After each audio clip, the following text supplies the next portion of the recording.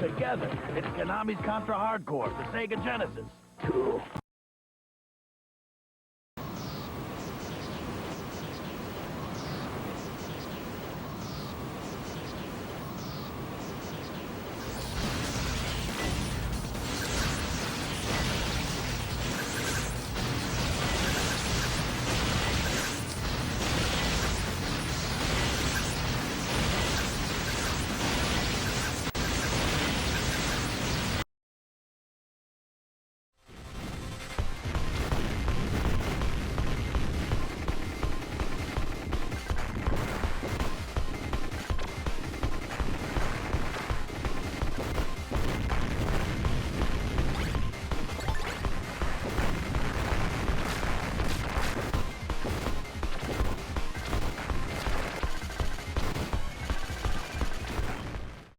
Die Zukunft hat begonnen.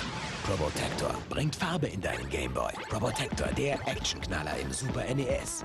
Tonnenweise Special Effects im Sega Mega Drive. Riesige Sprites. Probotector, himmlisch gut und höllisch schwer, urteilt die Fachpresse. Wert um 90% Spielspaß. Das ist spitze. Probotector, Action und Spannung, fair in jedem Level. Weck die Power in dir. Probotector, der superstarke Videospielespaß.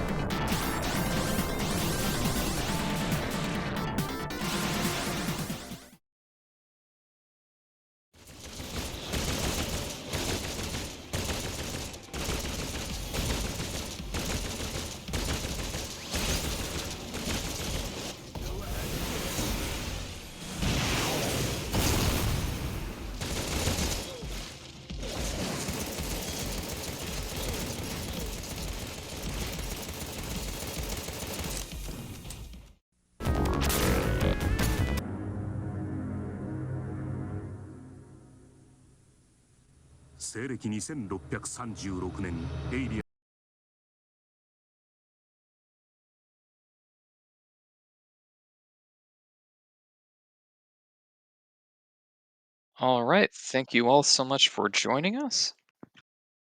We are on deck with Contra Hardcore. This will be a solo run done by Super High Nintendo Guy.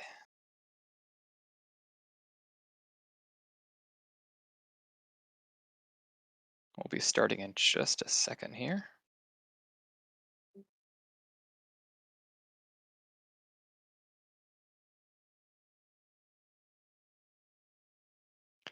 So while we're waiting, I'll go ahead and talk a little bit about the category that we're going to do. So Contra Hardcore was the only Contra game released on the Genesis, and it was kind of a big deal because this is a Contra game that did not end up on a Nintendo console. So Contra 3 was really well known and a big success, but Konami went over to Contra Hardcore on the Genesis. This game also came out during a time when video game violence was a big thing, and so this game had a little bit more violence with humans in it and humans dying. And so this game was kind of grittier, a little bit more violent, and got a more mature rating when it came out on the Genesis.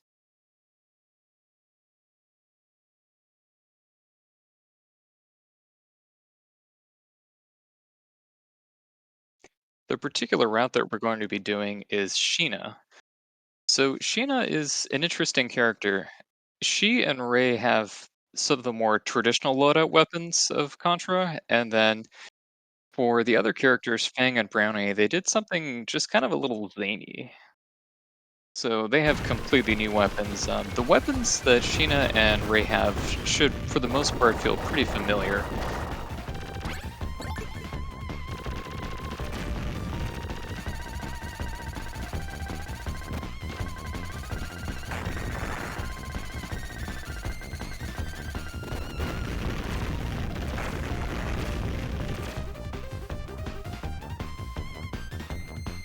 So the particular category that we're going to be doing is Sheena. So Sheena's got a few different interesting weapons.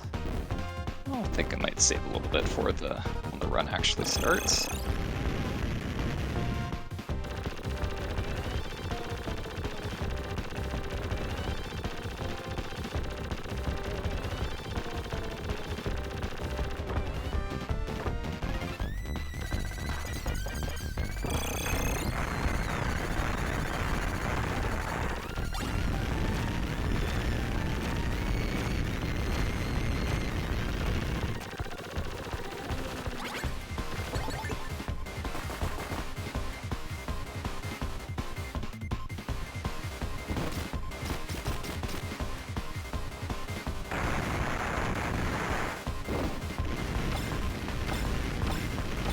So coming up here, this is the boss fight with Joe.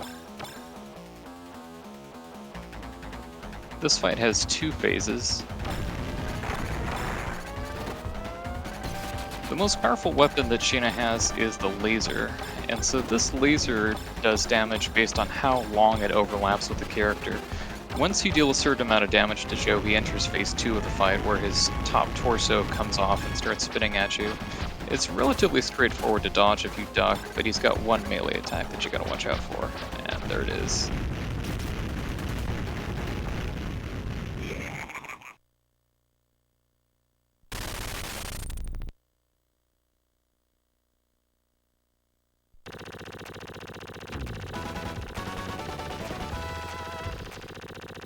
Alright, so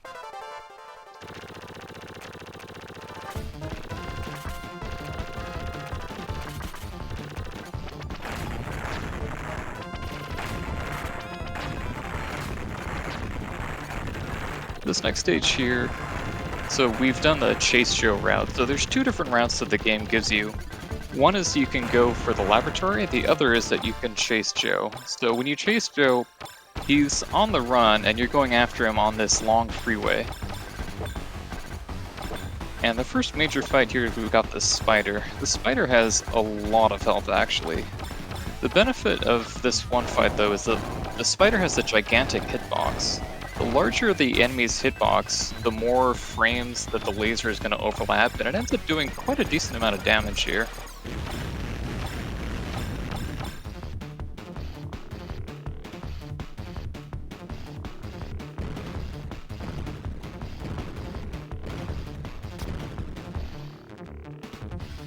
Alright, so this next phase, we're fighting the airship, and this thing actually doesn't have a lot of health, so it should be a pretty straightforward section of the fight. Just a couple of jumps in there, and you should die in the next phase right here. There we go. Now this is where it gets a little tricky. So this is the Joe fight, and Joe is in a gigantic mech chasing you. Looks like Nintendo guy's opting to use the B weapon. So the B weapon is like Crush from Contra 3, but it's got a bit of an arc to it, so that can be either useful or not useful depending. And I think another reason why Nintendo guy might be using Crush over the laser is because it protects. The laser is the most valuable gun that you have right now. That's the main part of the kit that does damage. So one thing I did want to comment on, although the Sega Genesis did not have a Mode 7 style graphics that the Super Nintendo was famous for, the CPU, the Motorola 68K, was clocked a lot faster than the SNES CPU, and so using that CPU, they can get really cool animation effects like you're seeing on the freeway here. Alright, so checking with the plot again. So we've chased Joe, and Joe has blown himself up. We've learned that the people attacking the city were in fact after an alien cell, and we'll learn a little bit more about that later on. Right now we are going after the person who was responsible for disrupting the network from the first stage, and coming up here, this is kind of a boring section. So by standing on the right side of the screen, you can shoot all of these motorcycles and they come out, and it's not really too much trouble. Where things get a little more interesting, though, is once the screen is unlocked, we're going to start scrolling to the right, and we've got these jumping soldiers here. They have a very deceptively difficult angle. They can get the drop on you really easy, so Nintendo guy being a little bit smart, playing it safe here. Also, those cars shoot missiles? Weird. Coming up is this boss. So this boss has swinging arms. You have to duck under. And then there's kind of the arc from that crush shot. Coming in clutch there. Nice. These turrets here have a fixed pattern. The pattern they do is kind of evil, though. So it can be a little tricky to dodge. Definitely more threatening than the turrets from Contra 3, I'll tell you that. So we're kind of coming up on here on the fight with Neumann Cascade. So this is an interesting fight because the first part of the fight he takes on different stages of the Zodiac. And they have an increasing amount of health and some interesting attacks to dodge. So this guy here makes a very sudden and low swoop. So you want to make sure that you are not underneath him or sliding. When you slide in this game, you're completely invincible. The trade-off, though, is that once the slide ends, you are kind of stuck in your movement for a little bit. So you've got to time exactly when you're going to slide. And that's going to come in a very important part, this next part of the fight here. So right now, this is Gemini. This is the last of the constellations. And then the fight goes into the next phase. So the only part of the boss here that takes damage is that tile in the center.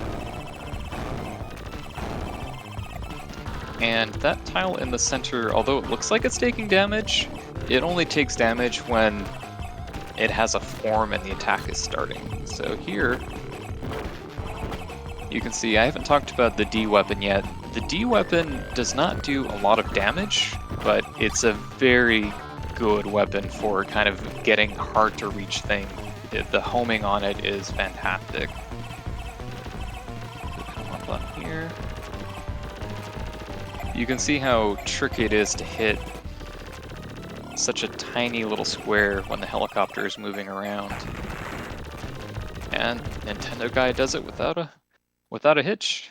So awesome. And we are on to the next stage.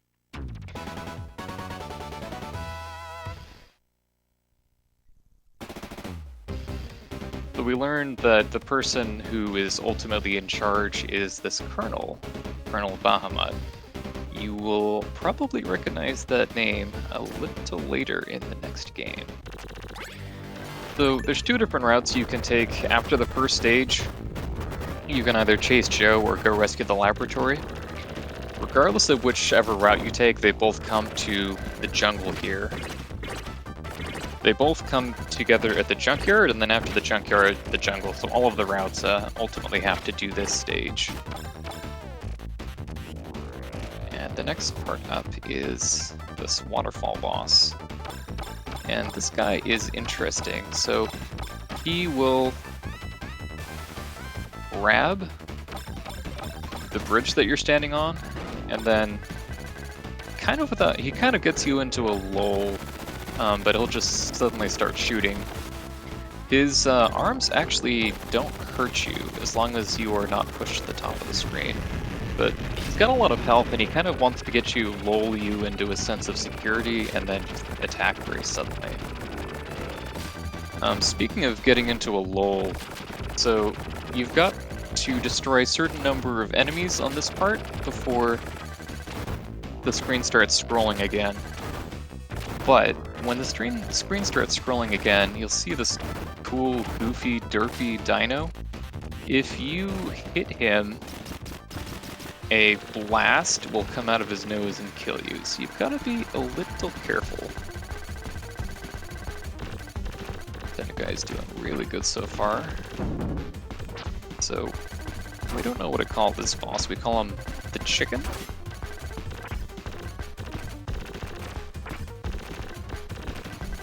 Anyway, he's got several different attacks, and dodging them can get a little tricky. On to phase 2. So the next phase of this fight, another section of the boss comes together, and the nice thing about it is that it gives him a little bit more of a surface area, makes him easier to hit. You'll notice that we're not using the laser. This boss has a tiny hitbox, so the regular A weapon is a little bit more effective against him. And then this part, he is very hard to hit. Let's see, he just kind of jets across the screen there.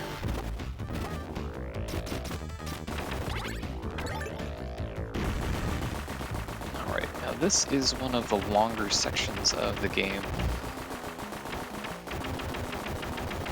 This boss has a bit of auto-scrolling to it, and multiple phases. So, if you rescue the laboratory, this mech here would be piloted by Joe. Since we did the route where we chased Joe and Joe died in the previous stage, it's just an autonomous mech that we're fighting.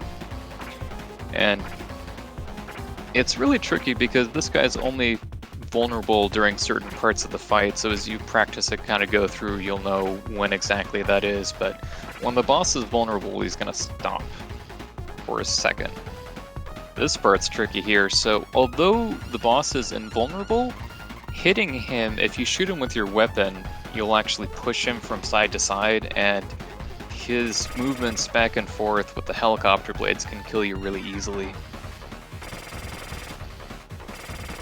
Hi, Nintendo guy's doing a good job avoiding the blades here.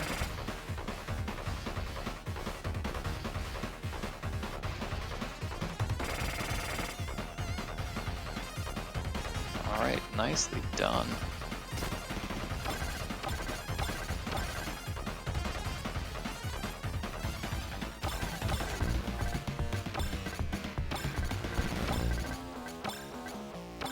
For this next phase, the boss is going to drop down and suddenly roll to the side, and he'll be vulnerable to take damage once he basically finishes rolling down there.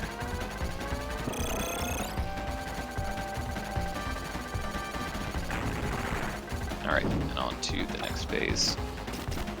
As you get further and further along in the fight, some of the attacks get a little bit more difficult to dodge, so the next thing that's going to get added to the mix is these missiles. Fortunately for Sheena, he's got the D laser weapon, which is really, really good at taking out stuff.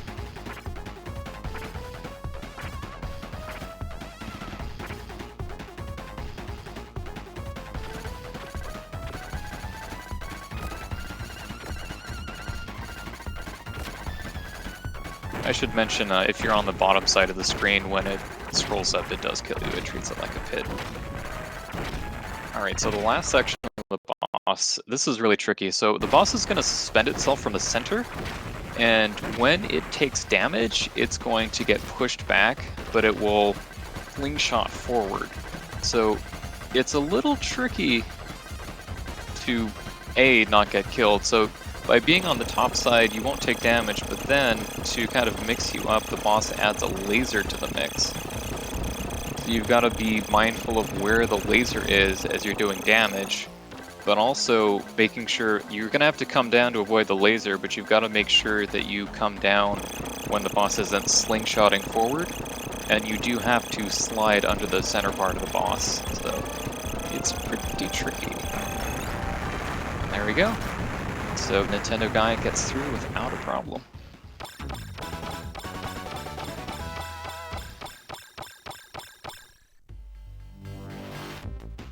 Alright, so now we come to the second decision of the run. Either fight to the end or surrender. So the route that we're doing, we're going to fight to the end.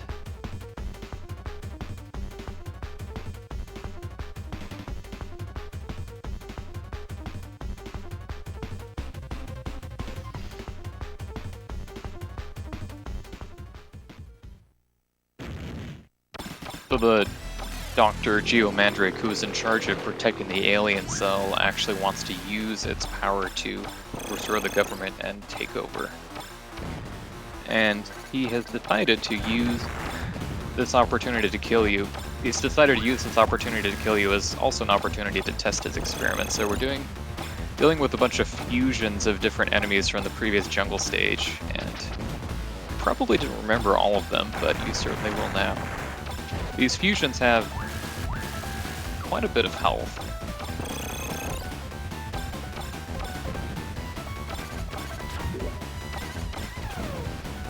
The attacks can be a little tricky to dodge. Now, coming up, this one is a little interesting. So, this guy here actually drops items, and he can even, if you're lucky, drop a bomb, which he did.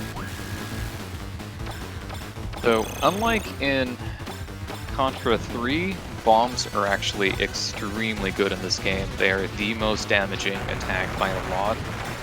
And this game handles animations and effects a lot better than the Super Nintendo Contra 3 does, so it doesn't lag. So bombs are absolutely critical for this run. And you can have several in reserve, and you keep them even when you die. So it's really nice. So, Nintendo guy got an extra bomb from that flower, so bombs are really, really good. Now, the experimented creature has eaten the doctor, and now we're on to the next part of the fight. So, it's unfortunate. Nintendo guy lost the D weapon. The D weapon isn't critical for damage. Yeah, you can see just how much damage the bomb does. D weapon isn't critical for damage, but it is very good at dealing with hordes and hordes of enemies, which you will see in this next stage here. So this is actually one of the hardest stages to go through. So, without the doctor to kind of keep track of the alien cell, it is mutated, come out of control, and this stage strongly resembles some of the hard parts of the previous Contra games, facing some familiar enemies and some new ones, like this guy.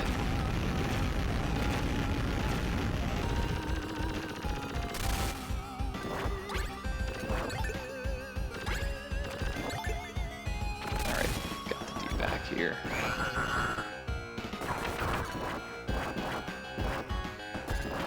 So I should mention, the A weapon that you get, the standard weapon, can be upgraded, and so Nintendo guy lost the upgrade on the A weapon.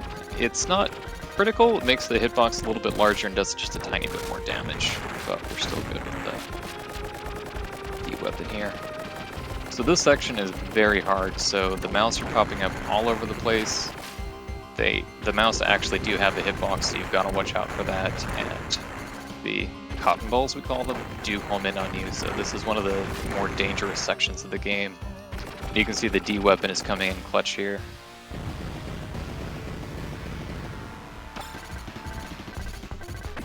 So this guy has a pretty big hitbox. He's not too terrible to dodge, but the timing does get a little bit tricky.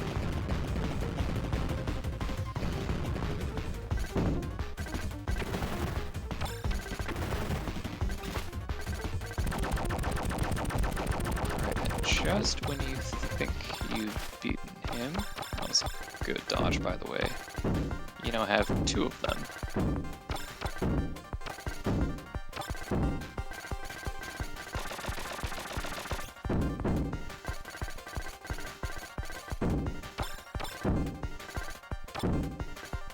One thing I'll say, when you're first learning this game, is you will die a lot. figuring out when exactly you need to slide to be able to dodge these different attacks. Unfortunately, it comes with a lot of trial and error. So this vertical scrolling section here is pretty dangerous, as you will see. The mouth that is at the top center has a lot of health, and so you'll see Nintendo guy using the laser to try to take it out before it gets to be too much of a problem. The laser is a decent weapon, but the coverage isn't great, so you'll see Nintendo guy trying to do as much damage as possible while not getting picked off by the side. You do die if you fall in the pit here, so it's a little tricky. And then coming up in this next part of the fight is the queen, I guess you would say, from the alien cell, only she is a lot harder than most of the things you've seen in previous Contra games. So, yeah. You'll see here, she drops a lot of stuff at you. This is where the D weapon comes in clutch. So we've got both claws reaching at you, and she's dropping all kinds of projectiles bouncing from side to side. Thank goodness though, the D weapon is basically able to intercept most of the things that come out. Without the D weapon though, it's pretty rough. And now we are on to this next section here, and it's the harder like you've seen before, but it's a lot harder this time. So here, you've got these two pods orbiting around, and they get to moving actually very fast. So let's see. And then as you think you've taken that out, now they start to orbit around, and Nintendo guy using the bombs for the great damage. And yeah, it's tricky for sure.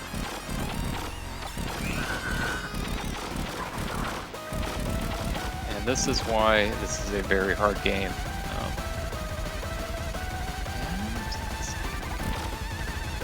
This guy has a lot of health, by the way, if you couldn't already tell.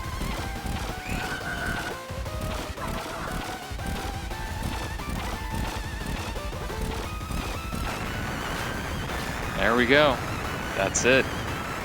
Really, really good job by Super High Nintendo guy. I was, I think, surprised when he said that he was doing this route, because this is a very difficult route to do, and major props to getting that done with no continues, and you can see just kind of how challenging it is once you lose your weapons in this game. Really, really well done. So, kudos to Super High Nintendo guy. And this is the ending where the Colonel vows revenge.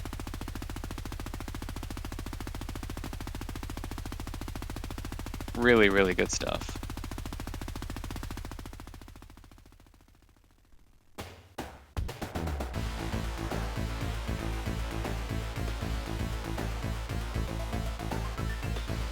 So there's 4 different endings that you can take in this game depending on the route that you pick. So you've got 2 major choices to either chase Joe or go rescue the laboratory, and when you get ambushed by the Colonel, you can either fight to the end or surrender. And so these different combinations give you 4 possible endings, and there's also a hidden ending.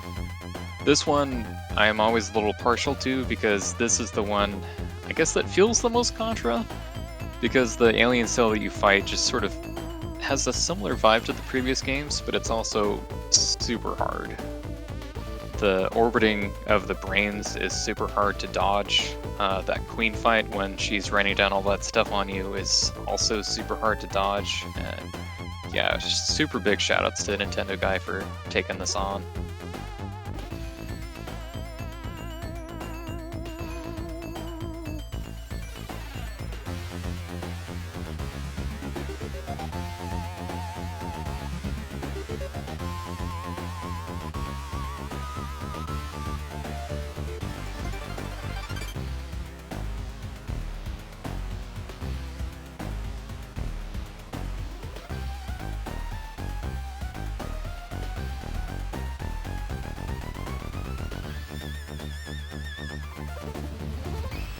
Yeah, I should mention a couple of ROM hacks. There is a ROM hack also if you have a 6-button controller. So Contra Hardcore built with the default Genesis game that has 3 buttons, which make holding firing in place a little bit trickier because the Super Nintendo has an extra button. There's a ROM hack that lets you use the extra buttons on the 6-button controller to be able to fix your position, so it's pretty cool. But yeah, you should check it out at romhacking.net. And I think with that, we are going to start transition into the next game, which is Hardcore Uprising.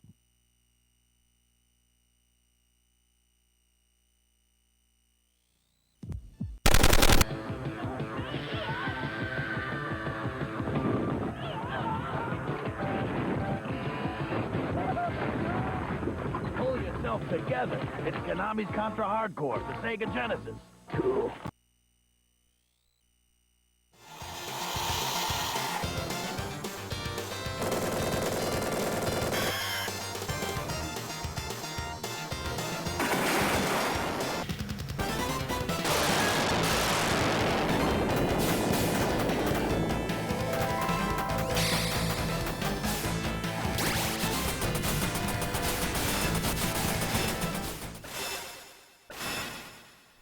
Warning. Warning.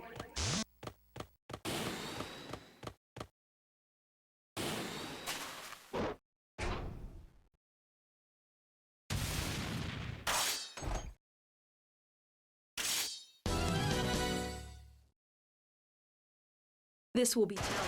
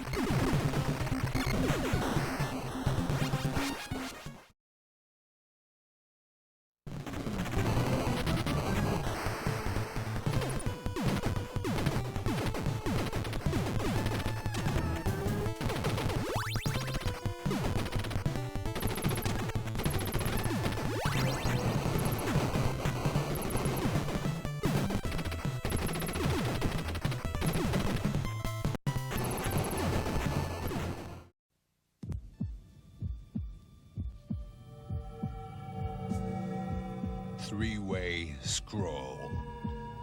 High position visual. Sound selective mode. It's a super AV action. Contra.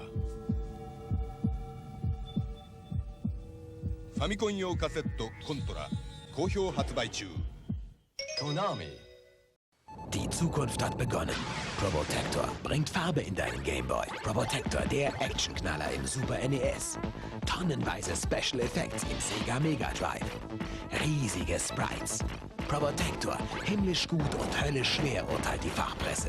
Wert um 90% Spielspaß. Das ist spitze. Probotector, Action und Spannung, fair in jedem Level. Weck die Power in dir. Probotector, der superstarke Videospielespaß.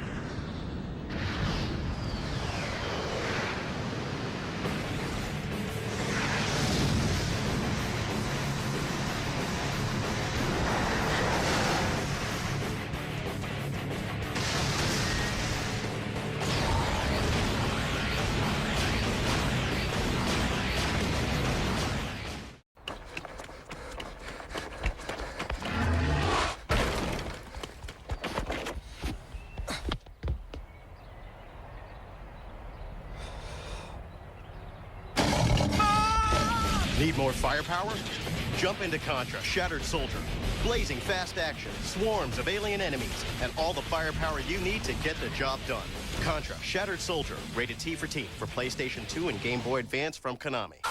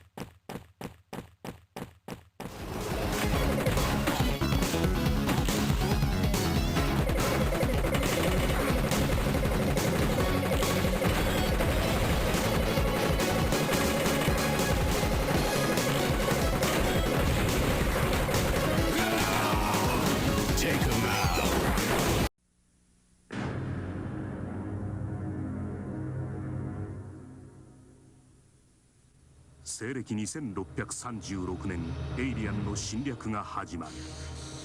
人類の未来をかけコントラが立ち上がる。戦いが今。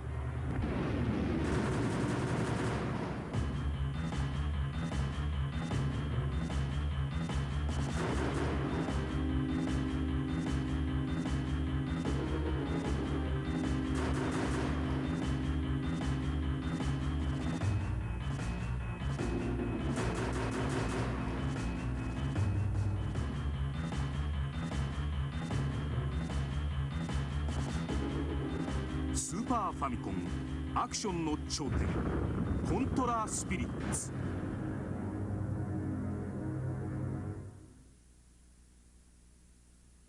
Konami. Greetings, it is I, Red Falcon, the vile alien warlord from Konami Super C for Nintendo. He never made it past my intergalactic goon squad and diabolic arsenal of destruction. This one never had a chance against my vicious genetic space freaks. And they were no match for my invincible 8th-level invasion. See how far you can get in Super C. You never know where you might end up.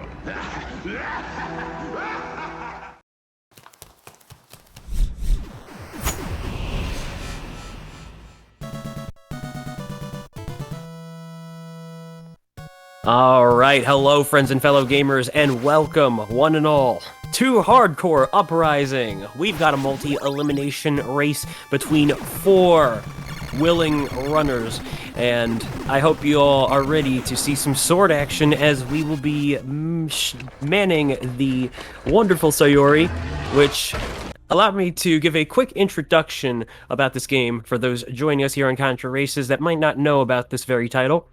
Hardcore Uprising is not only a prequel to Hardcore, which you had just seen a Nintendo guy doing one segment ago, but it's also making it a prequel to the original Contra as well. And this came out within the 2010s as a digital exclusive release for the PlayStation 3 and Xbox 360. The dev team behind this was the one and only Arc System Works, so you will be seeing some fantastic sprite work reminiscent of their early Guilty Gear works as well as their Blaze Blue games.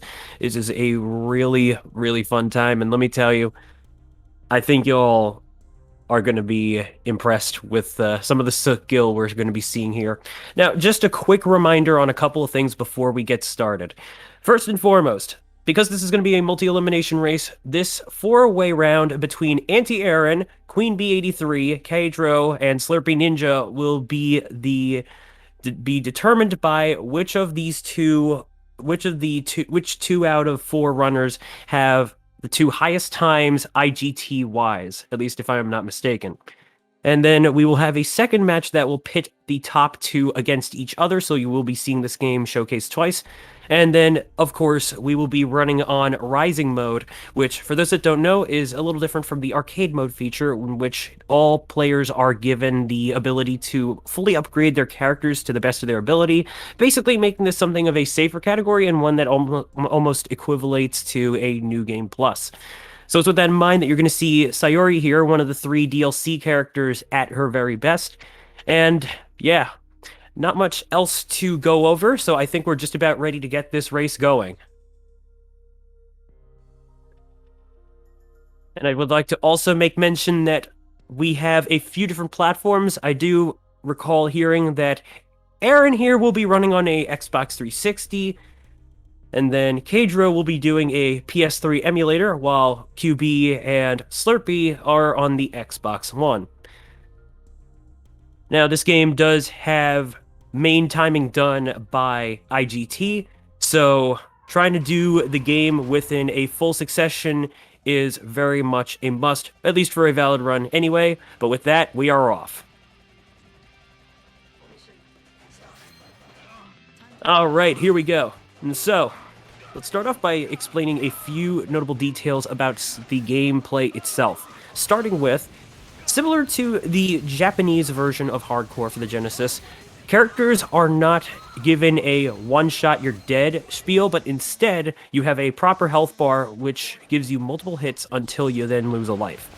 Now, similar to normal Contra affair, if you do take a hit, you normally lose a power-up, but Sayori here does not necessarily get that sort of thing. It's mostly based on attack ups as far as the whole shebang goes, but in terms of the gun power-ups, those do not really matter all that much.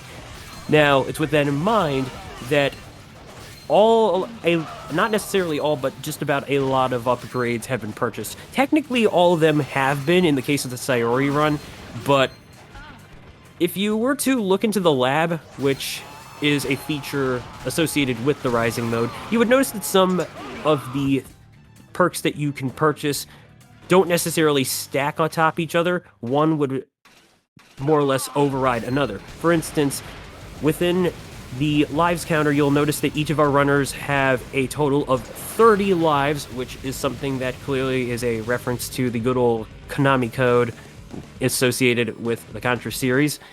And in that case, that is the most expensive upgrade to purchase for just about any character. However, there are also individual live upgrades that you can get, in which you can up your total to at least 9.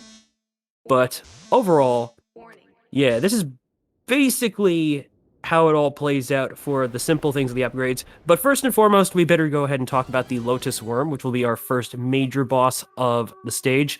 So this guy has the main weak point being the upper body. But if you so need to, you can slash past the segments to get a few pickups and other sorts of nice little things, whether for score or for gun power-ups. But yeah, considering that Sayori's blade is like a 1,000-degree hot knife through butter, you can absolutely slice through this fella, no problem. Hardly will get a chance to attack. It looks like QB is getting just a little bit of trouble, but luckily one of the nice things about Sayori is that by holding the attack button, she can do a charge slash, which is reminiscent to the Gunner's heat plasma gun, which is one of many different options that are present in this game. And if you were to play as a gunner, you would also recognize some classics within this arsenal as well. But yeah, once the characters have grabbed onto the helicopter, that is the end of the first stage, and that'll be 1 out of 8. Now, you notice that this fella in the little drill mechanic thing, he's going in for a round 2, but there's not really much he can do about things. He does go into a phase 2 when he hits half health, and that's just one of those mandatory things where you can't damage him for a little bit, but that's not really much to worry about whatsoever. Now we're moving to stage 2, though, and just like with the first one, we have a classic Contra gate as well, which is obviously a reference to those sort of bosses seen in good old NES Contra and presumably the arcade one as well. Now, you'll notice that there's some special little actions that some of the runners are doing. You might have noticed Kadro doing all these little hop over the enemies there. That's a little action ability and one of the other upgrades that you can purchase as well. There are multiple ones, and the game also counts how many times you do that at the end of a stage's results, which is really nice. The little action vault dodge ability grants you some invincibility until the end of the animation, which is absolutely helpful to have, and is mostly usable when your character is within the vicinity of an obstacle in which the game recognizes, oh hey, we can totally do that. Alright, so now we're moving to the first of the mini-bosses, and this fella right here is within a sort of 2-phase sort of thing, but the first phase is just so simple. It usually does a little bomb spray from the upper and lower routes, but then once you get it down to 0 health, it'll then split into those 2 compartments in which you then have health bars for each, and then you just take those down, no big deal. Now those alligator robots, those crocodile robots, you do not want to get caught by those because they will drag you down, and that can mean instant death. But funnily enough, that's actually also where the highly recommended spot to grind for core points, which is what you use to purchase your upgrades, is. That little battlefield right there has it where those crocodile robots will constantly respawn, and so by using that to your advantage, you can use a powered charge slash to just keep striking them, or use the heated plasma gun and you will gain more and more core points, which is also multiplied based on your little combo meter percentage, which is also being shown under the health bar, which is what you might be seeing with, if you take a look with those green bars, which of course do go down in a sort of time limit manner when you see those just empty out and stuff. But yeah, let's quickly talk about Leviathan here. He's actually one of the playable DLC characters as well, but in the game himself, he commands these night mechs. So that was the Night Persia, and yeah, it just goes down very, very fast. no problem here, folks. Just some good old sword-on-sword action, except one is more superior. And I think we all know what that is. Anyway, moving into stage 3, this is actually a relatively short stage. There's not a whole lot of bosses. Particularly there are 2, and it's actually coming from the same boss, which will be the main boss of the level, which you will see very shortly on Slurpee Ninja's end. The enemies that look like those mechanical gorillas, though, with the stretchy, Luffy-like arms, they can be a bit annoying in that when you destroy them, once they explode, they cause chunks to go flying, and those will damage you. So, especially when you're using a gunner character, that can be really bad if those hit you, because then you'll potentially lose your power, which, to explain that, there is a power-up called Tough Guy. Does not necessarily apply to Sayori here, but at the very least, it does make the game a little more manageable in that you will only lose your gun power-up if you get knocked down. In Sayori's case, though, she is constantly within the blade itself, so nothing to really worry about here if our players do receive a bit of knockback, but knockback does usually apply to taking damage when you're in fast movement, particularly within the air, or if you get hit by a heavy enough attack, such as Serpent Ninja getting bonked by the boulder, as just a good example right there. And ooh, unfortunately, taking a bit of damage from those spikes as well, which does, at least RTA-wise, put a little bit of an advantage into Cadro. Oh, wow. Yeah, there was a bit of a quick shift between the two, yeah.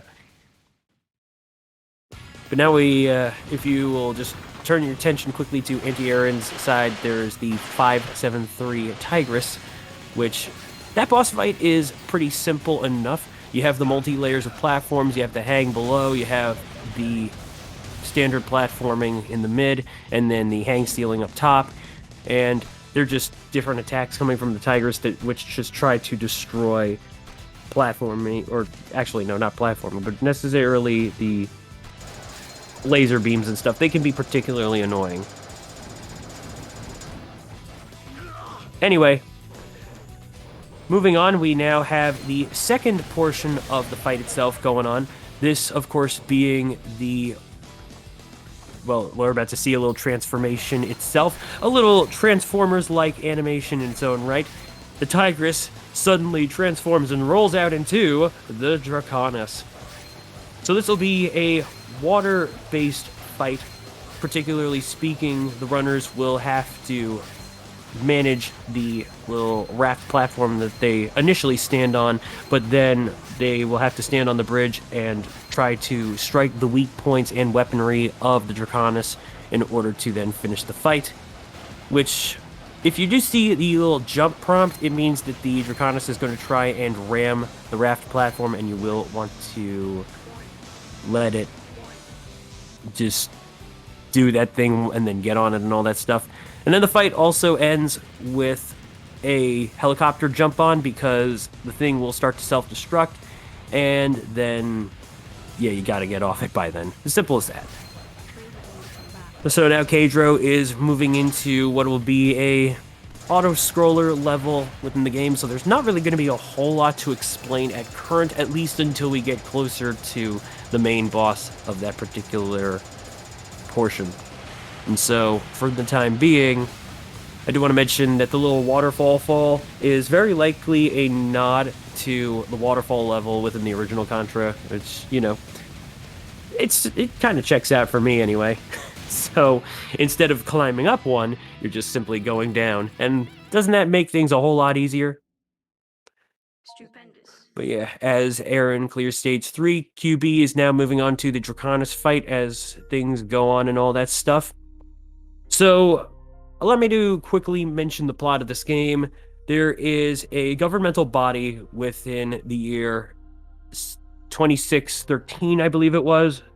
So that would make it the 27th century, and the Commonwealth government is absolutely not a popular one at that.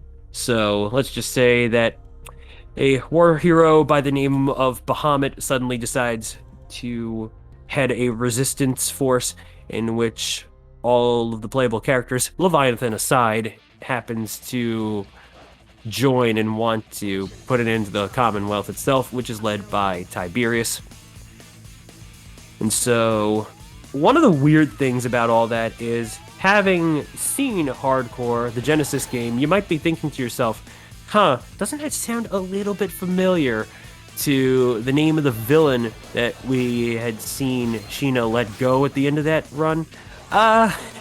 Well, the producers say that they could be related, they might not. It's not really set in stone. See, while Hardcore Uprising is an official prequel to Hardcore itself, the intent behind the game was to also start a franchise of its own, something which, of course, has not quite happened in time since, but it still at least left us with a pretty cool game, if I do say so myself.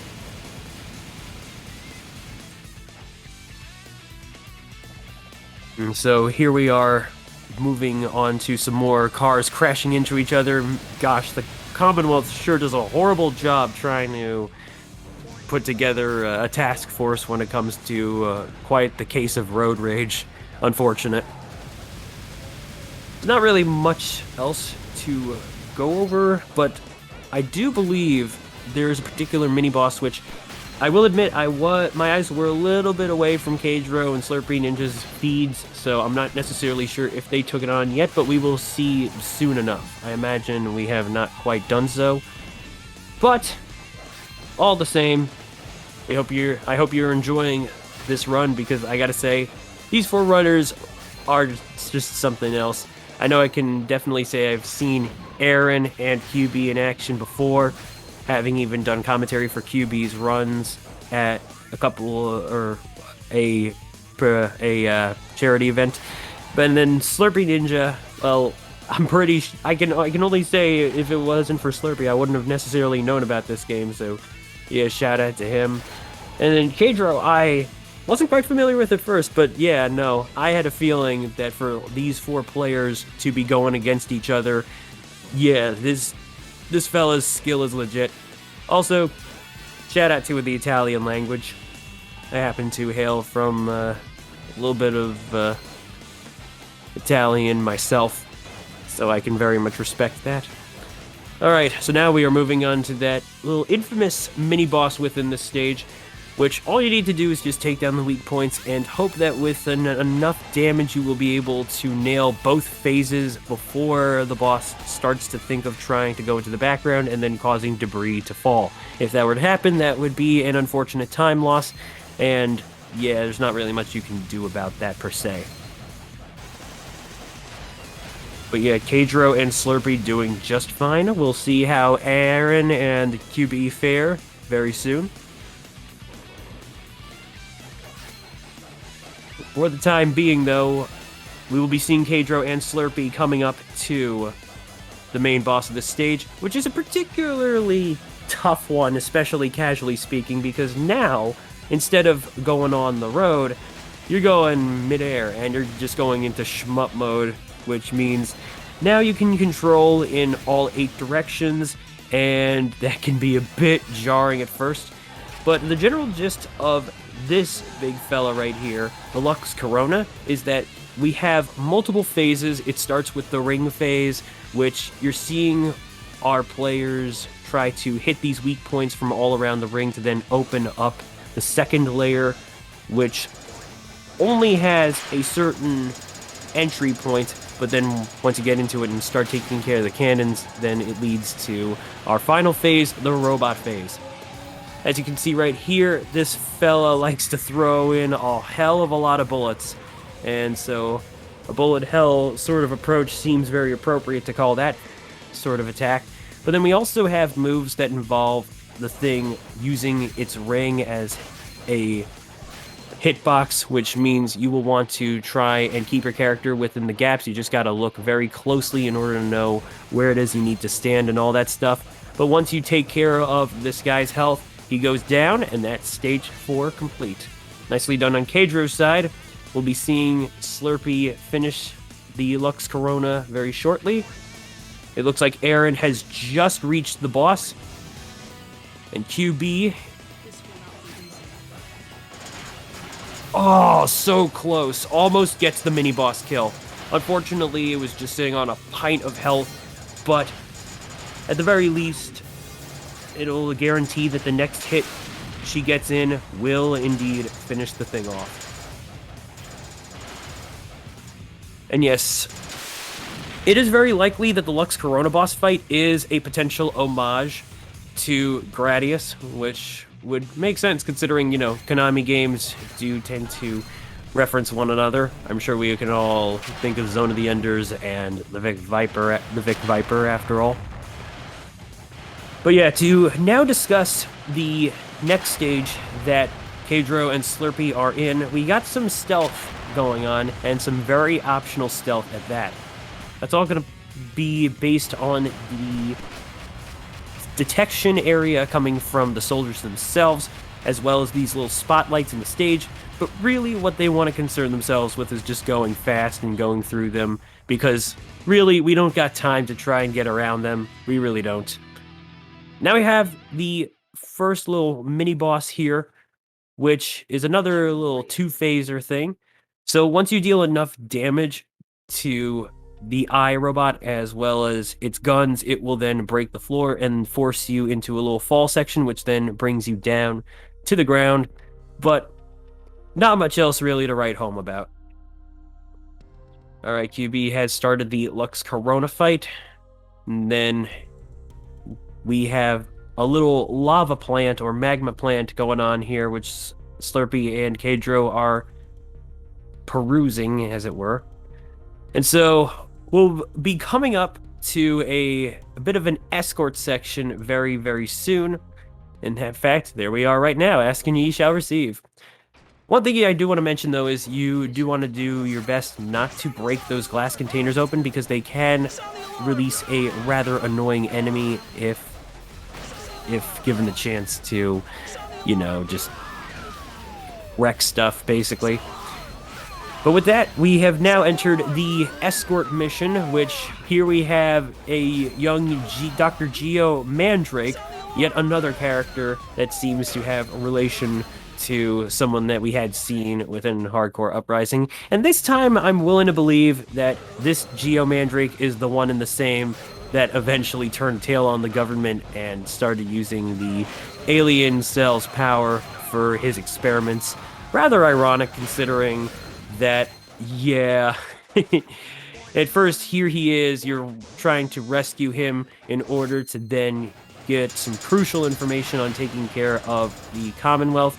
And now here we have an alien in itself, which, you know, not necessarily the main theme behind this particular game. It's more based on trying to take care of an oppressive government organization in the Commonwealth itself and the Emperor Tiberius.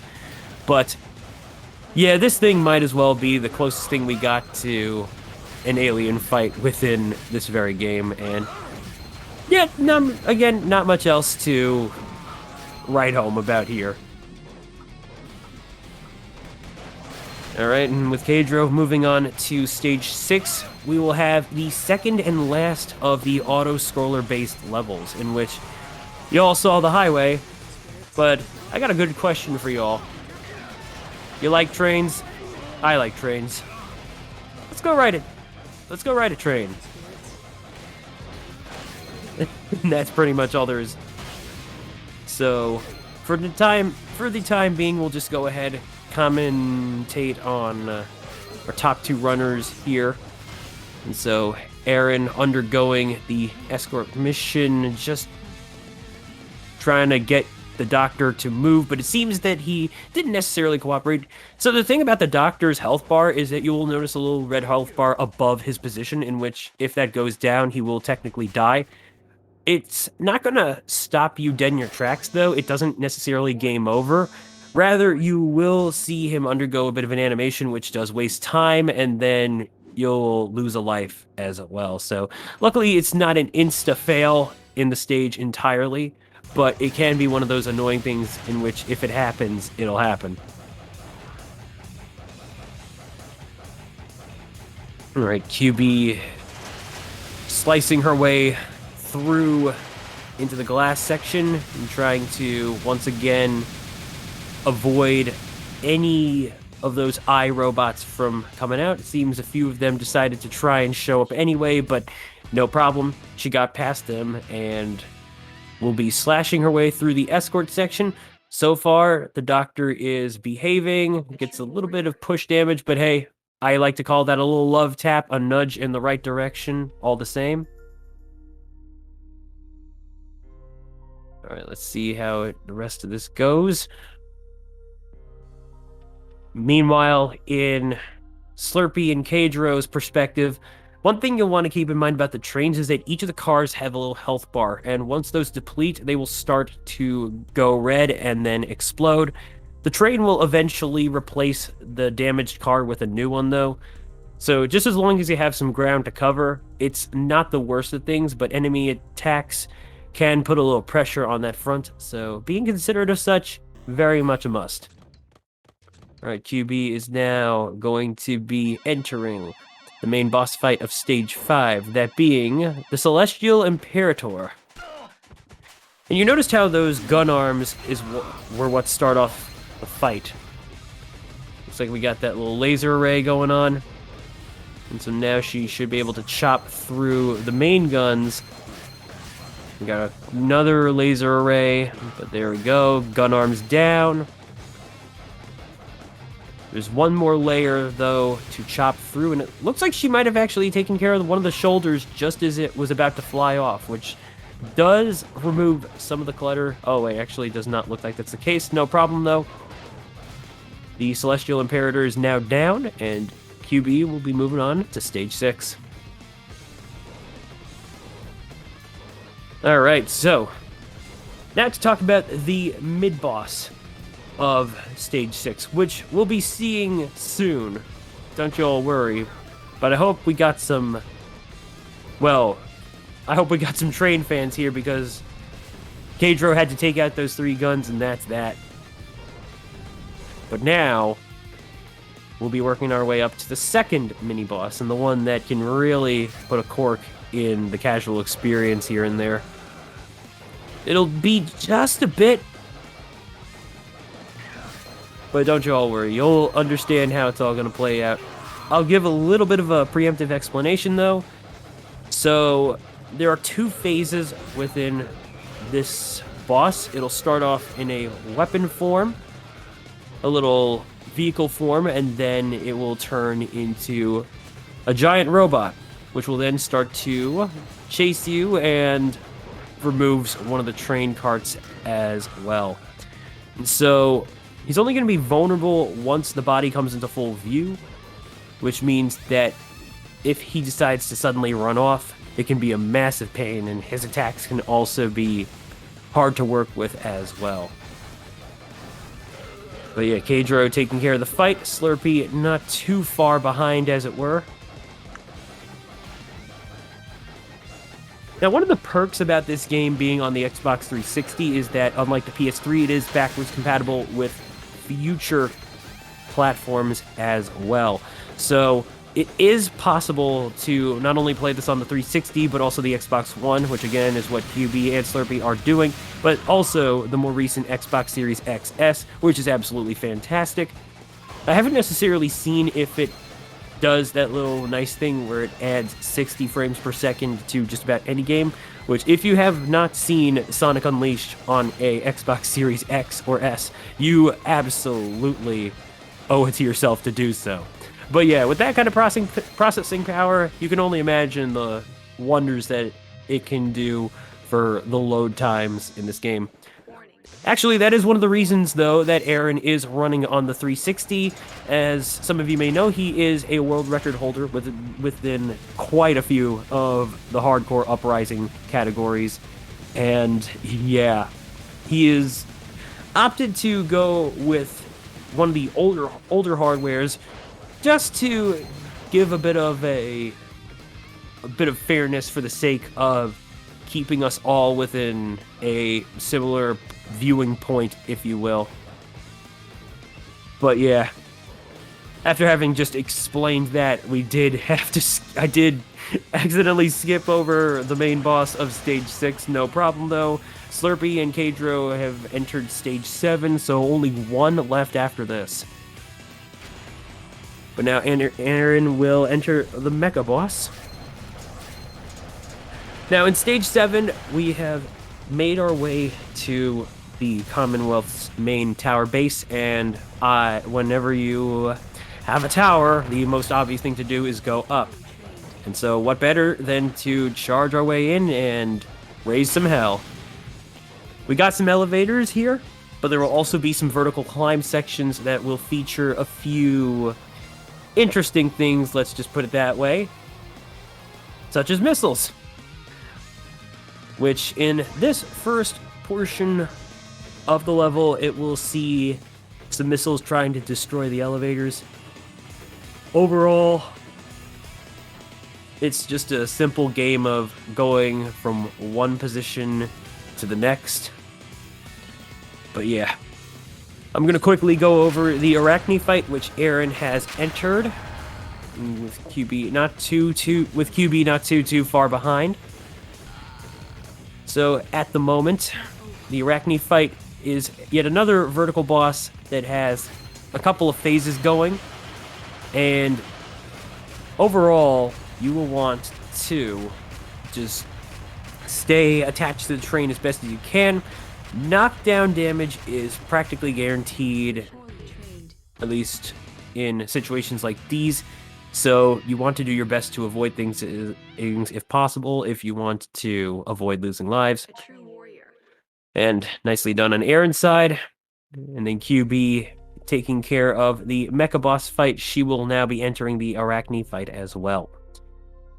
It is also something interesting to point out about what we're going to see in just a bit with Kadro's side. Let's give it a moment. So you just saw him die right there. It wasn't quite it, but there we go. Second time's the charm. What exactly was going on there was, if he went a little bit further up... Ooh, that's a little unfortunate. So what Kadro was trying to do was avoid any helicopter spawns, because helicopters are fairly bulky enemies, and as it would turn out, if you let your character die at a certain point within the climb, they automatically warp up, and to the point that they will go past the enemy trigger point for the helicopters. One helicopter, though, isn't all that bad. If anything, it's, as they say, better than nothing. It's not the worst bit of time lost, though, because with Sayori's little upgrade to, or rather ability to do those charged slashes, it can make enemies like the choppers easy picking and all that jazz. So now we have a vertical climb, except it's with missiles. And oh, there's a little unexpected development there. Slurpee Ninja's controller temporarily disconnected. Hopefully we'll not have to see that happen again, but it could have very well just been a quick disconnect via randomness. Hopefully not the batteries. I know that feeling all too well. But yeah, quickly looking at that vertical climb in which Kadro had just finished, you can climb past certain electrical gates, just as long as they're a little bit further away from the wall. You don't have to worry about touching them, just climb past them, no invincibility needed. And now everything's on fire. This is fine. Folks, if you want to get your fire emotes going, or any this is fine stuff, this would be the perfect time to do so. And that man that we just saw speaking in a bit of an accent, that was Tiberius. He is the leader of the Commonwealth, and also Sayori's adoptive father, so yeah, we have a bit of a enemy here for her that's a bit personal, per se.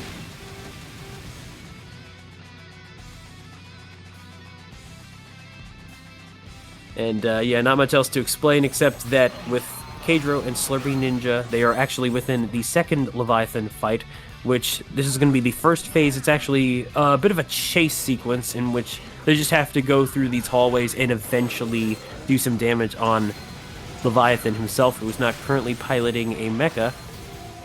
And then afterward, it'll be some platforming, except on umbrellas, because why the heck not? I'm not sure if this was actually a reference toward some other Konami title. I can't necessarily remember if Aaron once told me something about this, but all the same, with Kadro having just caught up to Leviathan here, he is now within his second mech suit, this being the Knight Lunata, who carries a big as heck broadsword that can shoot fire at you, and he can use in a couple of different ways. Ultimately, you want to try and bust down this baddie as fast as you can before it gets a little out of control. Not much else to it. Alright, so as Aaron and QB are within their respective climbs, and Slurpee Ninja having just finished off the night, we now move on to a rather unfortunately designed boss in terms of giving players a bit of trouble, especially if you happen to be playing on a gunner. And that will be the rather oddly named Cerberus. This big fella right here has multiple heads, particularly 6. Not necessarily the traditional definition of a Cerberus, but hey, I guess it'll do. This thing, though, goes from side to side with these rather ugly-looking appendages, and the weak spot itself is the underbelly, in which this fella can go down and decide to sort of close access to the weak point or just make it harder to hit. But luckily, with the use of Sayori's blade, it's just easy to take care of business, no problem. That's not really much else to say, because this thing doesn't get much of an opportunity to attack in the run, and that's all there is. Alright, now we're going to ride a missile off a chopper and onto the Commonwealth's battleship, which will be the final stage, Stage 8. It's going to start with yet another auto-scroller, where we are seeing Sayori now board a similar hover bike as to the one from Stage 1. Meanwhile, Aaron is undergoing the Leviathan chase, QB not far behind.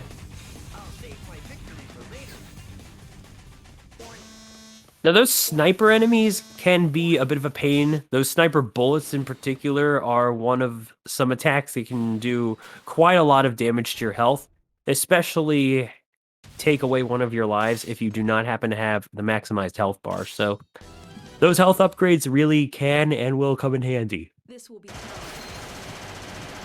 Other than that, though, once you've completed the first portion of Stage 8, it'll be time to move on to a bit of a gauntlet run.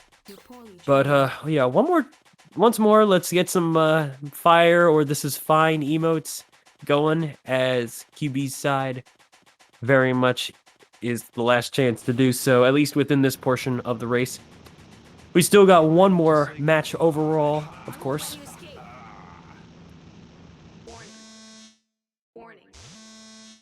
Something to mention about those gate enemies, those little portal shield enemies, is that if you shoot them enough times, they will then shoot back with a little bit of a charged refractor shot, I guess if you want to call it, really.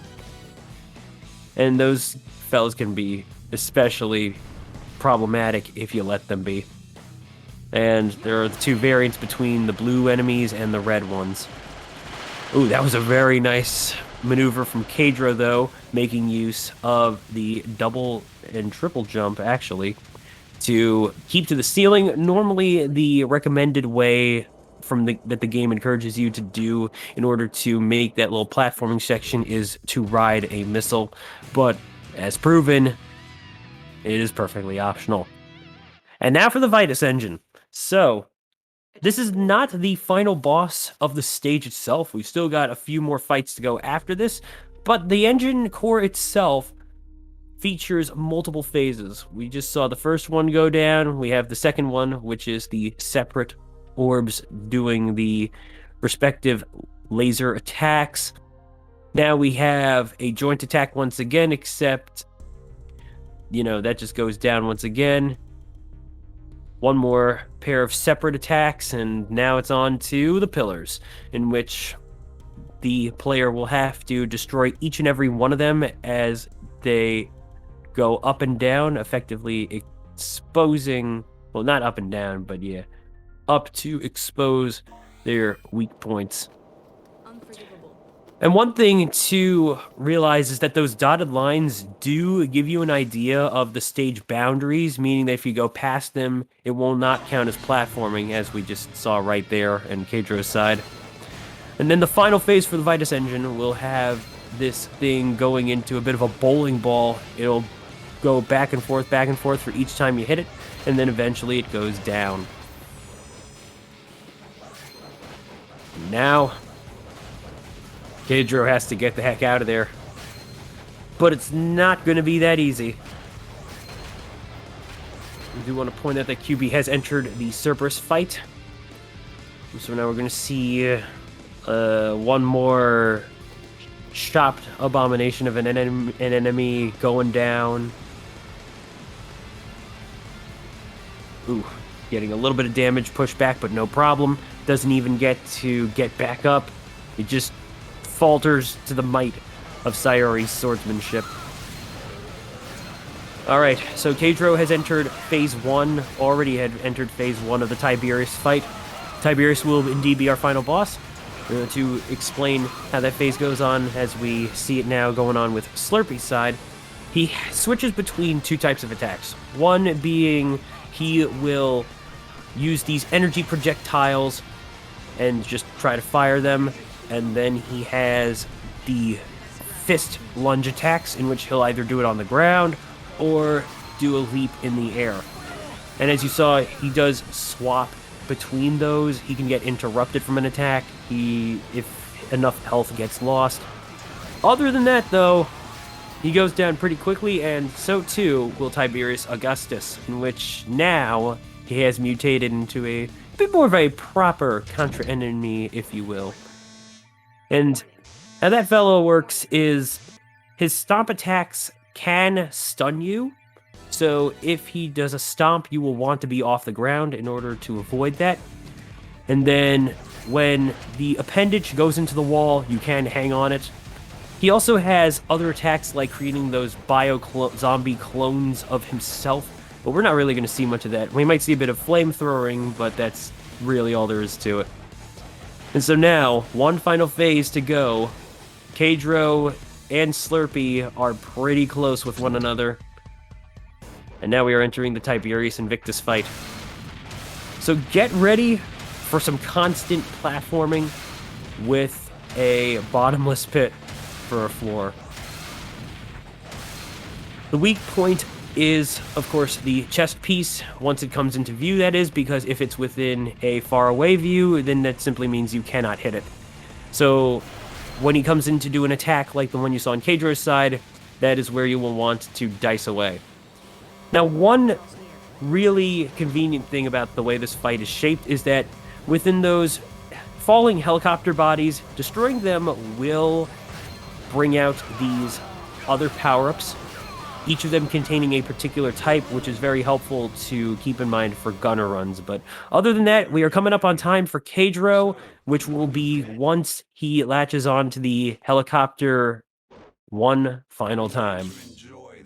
One thing that can bite about this final fight, though, is if you do happen to die and you run out of lives with this section, you got to start all the way from phase 1 again. It looks like Kadro is having just a bit of trouble here, but that's time. There we go. GG's on Kadro's side, who will be the first to finish RTA-wise. We'll just have to see what the final time IGT-wise is in just a second. And it is looking to be a 37:40. Nicely done. Meanwhile, that's time on Slurpy's side. And the final timing shall be 37:51. Not too bad. So we'll just have to see how it's all looking for QB and Aaron once that gets up to their sides as well. But yeah. You notice that when Kadro did have a bit of trouble getting on the helicopter, he had to make sure that he grabbed onto it because the game will not give you any more freebies at that point. In comparison to the first levels, and the helicopter will be there, and if you just fall down from the bike section, you just, go back and automatically pop on there. But nope.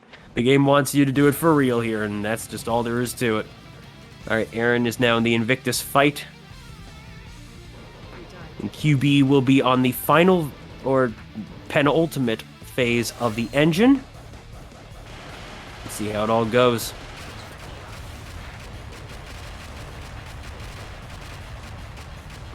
Alright, Aaron has just defeated Tiberius, just like that. Time for him will be very soon. And we will see how his IGT compares. In the meantime, QB is now within the final engine phase. And managed to get a few good hits on that. Absolutely wonderful there. Yep. That engine is a goner. Like that. That is time on Aaron's end. Final IGT. is...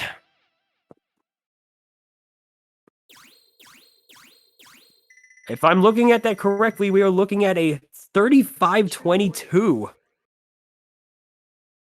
Which definitely puts... Wow, just like that, yeah.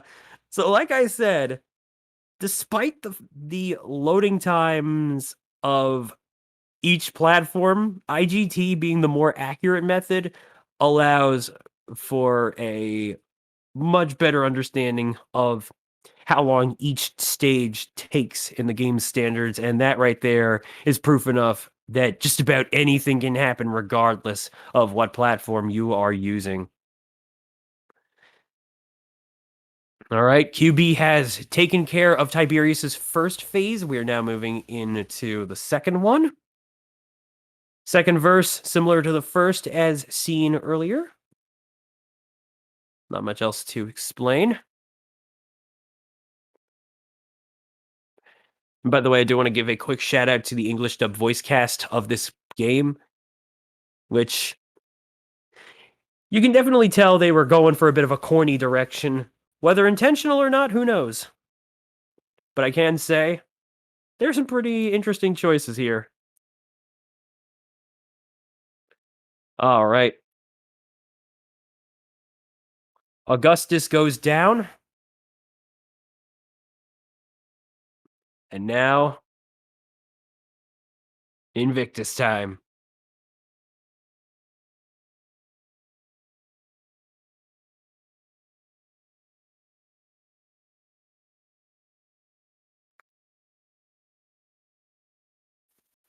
All right, let's see how QB finishes strongly here, because we got a bad guy that just does not want to give up. And so, all I can say is, it's time to put an end to our adoptive father once and for all. Go, QB, finish strong. Use the power of thy blade to end his evil.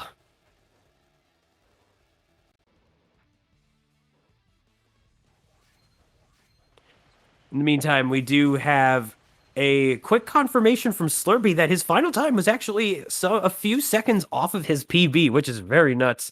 Definitely a good run, for sure. All right, QB taking down Invictus Tiberius.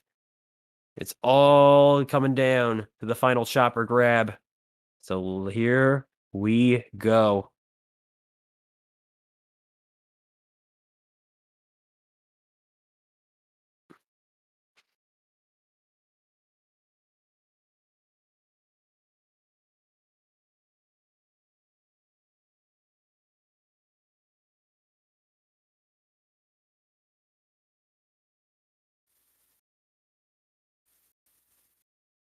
And time. Nicely done. And that's it. All 4 racers have finished. Folks, let's get some GGs going for each and every one of these wonderful people that have taken part in the first of our little 2-stage event here. QB's final time, IGT-wise, is 43:11. And so, our final standings of the 4-way race is that our top 2 runners are Anti-Aaron and Kadro. So you will be seeing these two face off against each other very, very soon. And I want to give a quick GG's to Slurpee and QB. Both performed very admirably and were able to handle the danger, and just getting to the end is always something very well worth commending and commemorating and all that good jazz. So shout out to all these 4 runners, and please give them a follow. Absolutely, please do so. Their respective Twitch links will be shared. And of course, with that, we still got one more race to go down. So as we get set up for that, take this time to get yourself a drink, maybe a snack, perhaps a little bit of food, whatever seems appropriate here. we will be back very, very shortly.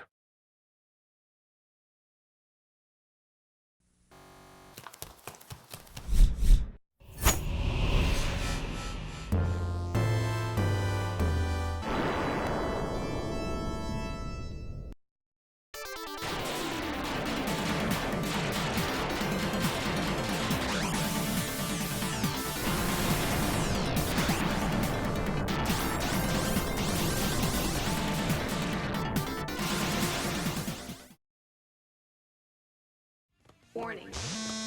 Warning.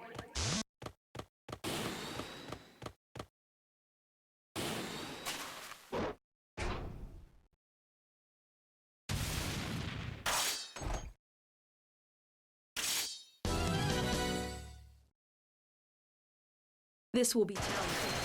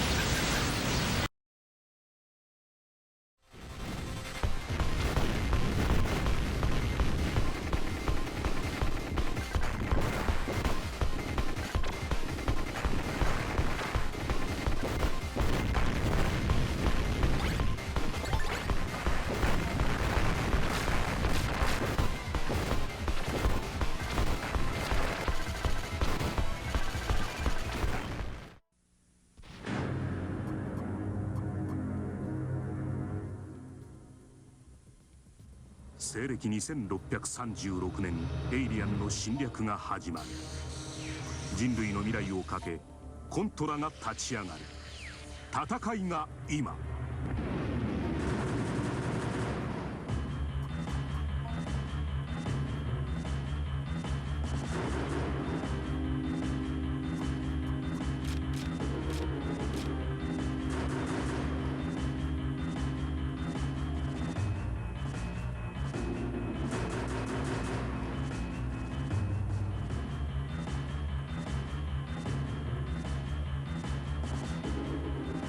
スーパーファミコンアクションの頂点コントラスピリッツ。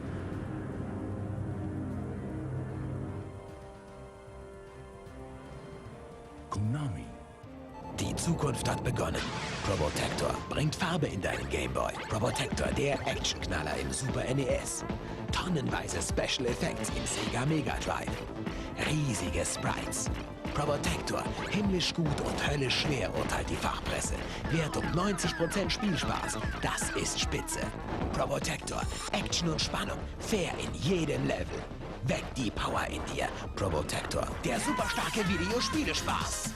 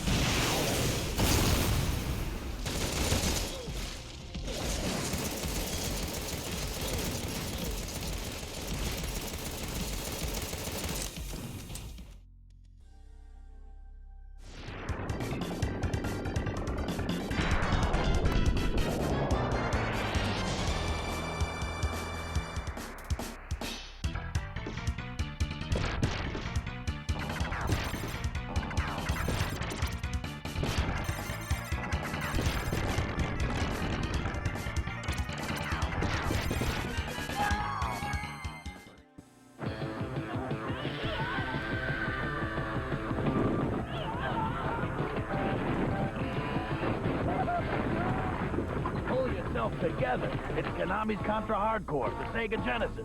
Cool.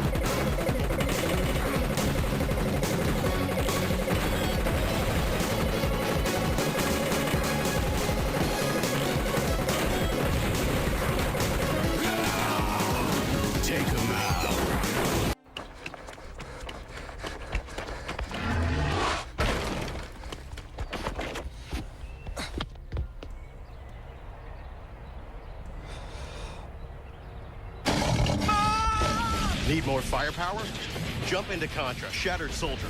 Blazing fast action, swarms of alien enemies, and all the firepower you need to get the job done. Contra, Shattered Soldier, rated T for Teen for PlayStation 2 and Game Boy Advance from Konami.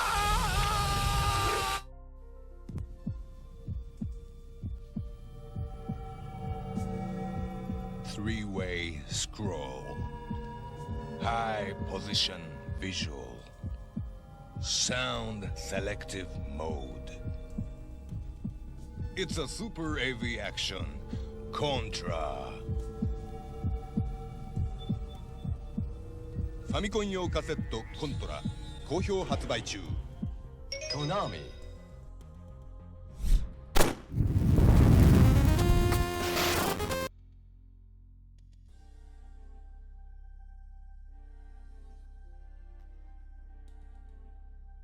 All right, folks, welcome back to Hardcore Uprising. It is time, once again, for a race. Now, I will not be alone this time. For a little bit of background, we got Stormy over here. How are you doing, good sir? Hey. Testing. I think I'm alive and well. I'm good. This is so awesome. This event has been killer so far. And I was kind of glad that you were like, hey, do you want to jump on with me? Because, it's like, yeah, this is going to be awesome. This is going to be a lot of fun. So, are you, go ahead. Did you want to say anything else before this second round? Well, let's at least take the moment to reintroduce our current racers for anyone that just might have joined us. So, on the left side, we got Anti-Aaron, and on the right, Kadro, who actually managed to get a PB with that race within what we just saw there, so big GGs to him on that. And with that in mind, we'll see what exactly happens this time. And so, before we get things started, this will be a PlayStation 3 versus a PlayStation 3 emulator. Aaron will be working the PS3 itself, with Kadro working the emulator. Not much really else to be covered. Nothing that hasn't already been said within the previous startup. So, I think we're just about ready, and so are our runners. Let's get this race started. I'll go count them down, and I'll be right back.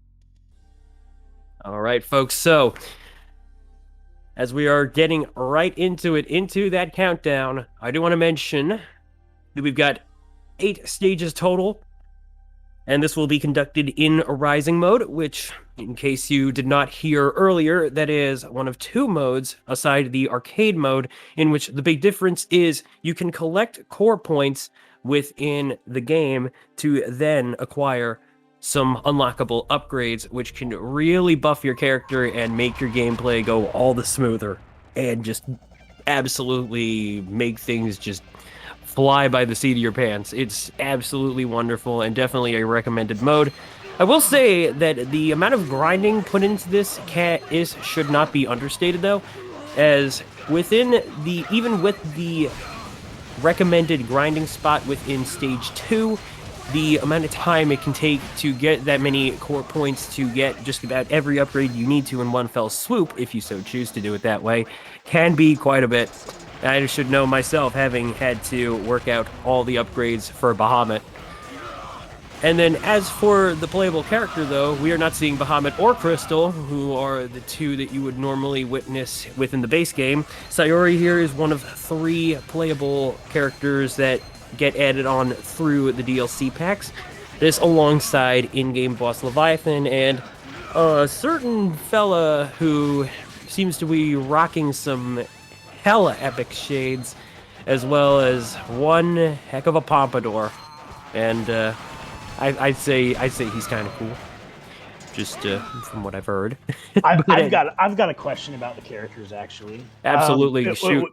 We've been like during the prep, we were talking a little bit about like Gunner versus Blade and how it would be cool to see that category. But is Sayuri the only Blade character? And if not, then why aren't the other Blade characters like as much of an advantage? Is it just the damage dealing thing? Right, I do believe Sayori is the only Blade character present, at least to my knowledge anyway. I don't believe that our Pompadour fella happens to wield the same sort of weapon, as it were. So Gunner versus Blade, would everybody be picking Bahamut, or is like, what are the other Gunners, what are their advantages? So Bahamut is a very well-rounded and maybe more offensive-based sort of gunner. Crystal is, at least in base value, 1 point of HP less, but is generally faster in terms of movement speed. So, to my understanding, I guess to each their own, but I do know that Bahamut is like the general gunner when it comes to that sort of spiel. Leviathan, unfortunately, is a much more difficult gunner character at that, lacking some of the upgrades, such as the tough guy one, which, as I had explained within the previous race, that is one of the ways that you can circumvent the take a hit, you lose a gun power-up, but it only applies to damage taken that does not result in a knockback. If it is a knockback, you will lose the gun in that slot. Other than that, though, aside from Leviathan not having that on his lab list of things to get, he also only has a singular space for a special gun power-up, so you can't even switch those out. And so that definitely would put him way out of the mix of a properly competitive gunner versus sword sort of spiel. Thank you for such a wonderful answer, y'all. Let's get some major props in the chat for Steve for covering this for us. We've been trying to get this event going, like Hardcore and Hardcore Uprising, together for over a year now, and what's mainly been holding us back is getting someone solid on comms. So not only did Steve fill a gap, but he's like bringing like such a game to it that I probably shouldn't even have told you all that. But it doesn't even like detract from the event at all. That like, you know, like it's so awesome that that you're doing such a good job. Also, you're gonna make me blush. Oh, good, blush, man. You're doing great. While I'm here, yes, Gabriel, it is me. I'm Stormy. Hello. I was just kind of looking at the chat. I figured we could have some fun with these folks. Sure, absolutely. Yeah, I was acknowledging. Archie says you commentating is what we needed for this. Totally agree. Slormer says God tier. Funky says thanks, Steve. Gabriel says Steve with some really cute emojis. You're doing great, man. Thank you. Making it stormy in the Tempest. I see what you did there. Okay, so where are we at now here? Right, so this is the mid-boss of the stage. So once again, it's a bit of a two-phaser. If you were to see the bomb strafe going off with the phase 1 thing, it's just super simple. It always repeats with a low strafe and then a high strafe. So low strafe goes right, the high strafe goes left. And that's just basically it. And then the duo phase, just, you know, one tries to go ahead and shoot some bullets, the other tries to grab something and yeets it across. Yeah, that's not much else to be said there. Mega asked if this is Seth Rogen on comms. Mega thinks I sound like Seth Rogen. It's mainly in the laugh. I won't be able to do what I'm talking about unless you make me laugh. So if Steve is funny, maybe Mega will get to hear what she thinks is the. I mean, hey, that kind of counts as something, doesn't it? Don't worry about it. Anyway, Knight Persia, we already had Leviathan just show up. You know, the one thing that I haven't really gotten to check out with Leviathan's gameplay, because I will admit, some of the info I get offhand is some stuff provided from Aaron having done our first little commentary for Queen Bee, which I do believe that event in particular was... oh, shoot, it's actually kind of escaping me. Oh, GG Speedruns' 4th anniversary, that's right. So, some of the info I particularly got on Leviathan was definitely all thanks to Aaron, who is very much a runner that has made this game very much his own and then some. So yeah. I completely equate Aaron and Hardcore Uprising together in my mind. It's just like they're synonymous with each other. Absolutely. If Hardcore Uprising has a Michael Jordan or a Babe Ruth, is it not Aaron?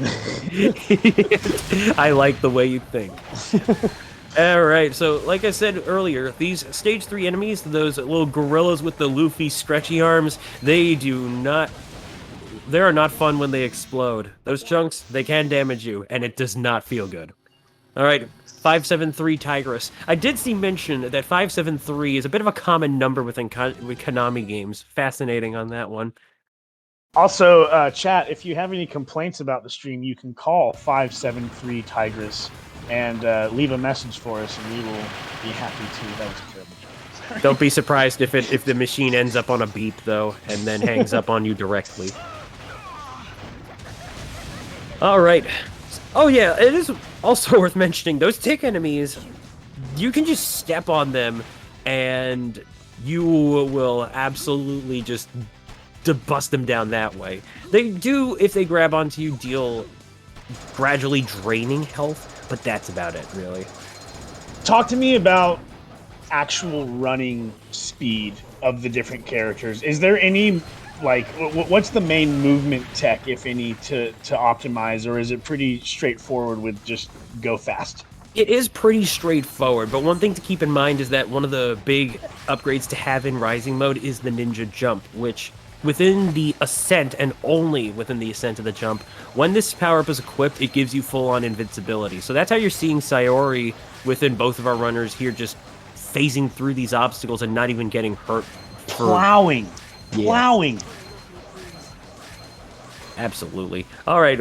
Shoutouts to the waterfall drop. Yay! Some of the moments in this game, with what I've played, kind of remind me of when you play like a Metroid, when you're at the end of the game and you're like the fully powered version of Samus, and and it feels like you get to play a Contra game with something like that. It's pretty fun. I would not disagree with you there at all. I will say that one of the things that can definitely make you feel that way is if you especially know how to have those action chips going, which some can be a bit situational, admittedly. Some of the actions involved we really wouldn't necessarily see. There was the obstacle tackle, which usually applies to only the sandbags, but the nice thing about it is by doing that, it turns the sandbags into projectiles that can actually damage enemies, so that's always neat. It's not always going to give you an exact spread, as in sometimes enemies are just going to be in a different position, and you know what, that's just how it is. The usual launching of those sandbags are pretty much in given directions, though, so whenever you see them fly in those 3 directions, you can rest assured that's usually how it's going to be. All right, nicely done. These two have finished off the Draconis fight, and now we are moving on to stage 4. Excuse me there. I got a bit of a hiccup there. All right, so Central Highway. Now, I'm going to say this. I don't usually put this into account, but if I had to make a guess, I would imagine that Aaron is potentially within the lead. Remember, those load times are purely deceptive, especially with the way that we officially time this game. But I imagine if those two were very close to each other within the Draconis fight, then there is no question in my mind that Aaron must be going just a little bit faster. How much entirely, we'll have to see soon enough. But for the time being, actually, it is possible to see their total times as they are. So at the end of the level, while they do skip the results screen by default because they're trying to be courteous of like RTA and stuff, it is possible to get a good idea of how one runner is doing before we move on to the next level.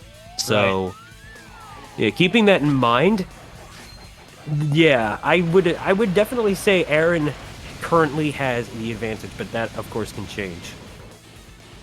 All right, now, though, Kadro has entered that first little mini-boss fight. Little drill car just going bye-bye, and we jump right over it, no problem.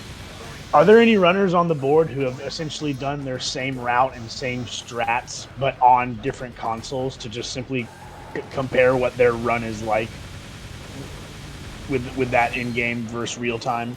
I would say more than likely with Aaron's case. I wouldn't know for sure about anybody else. I could potentially take a stab and say maybe our good friend the Phantomire, because he is also someone who has dabbled with this game. In fact, Sir Lurpy and Phanto have found at least one or two strats that have been used by both of our runners. I do believe. Oh, nice! Shoutouts to Phantomire and Slurpy Ninja. That's awesome. Good snag on that info, Steve. That's cool. I definitely would say this is some of the stuff we've seen in Stage 7, if what I remember from Aaron is correct. All right. Other than that, though, definitely a game that it's not necessarily out of discoveries. I do think Aaron may have found something a little bit more recently this year, in fact.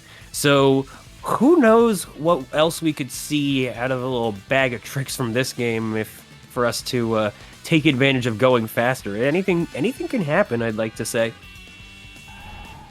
One thing I do gotta lament, though, is that with this game being exclusive, having launched originally on 7th generation consoles, it's such a dang shame that we do not have a Steam port or a Switch port for that matter. And I'm sure that if we did, it would still be on a decent level of performance, especially the Steam version, but like the Switch version too, I'm sure it could handle this game just fine, if there was ever one. So, hey, Arc System Works, if you are ever listening into any of these races and you happen to be hearing my voice, please reach out to Konami and consider doing this.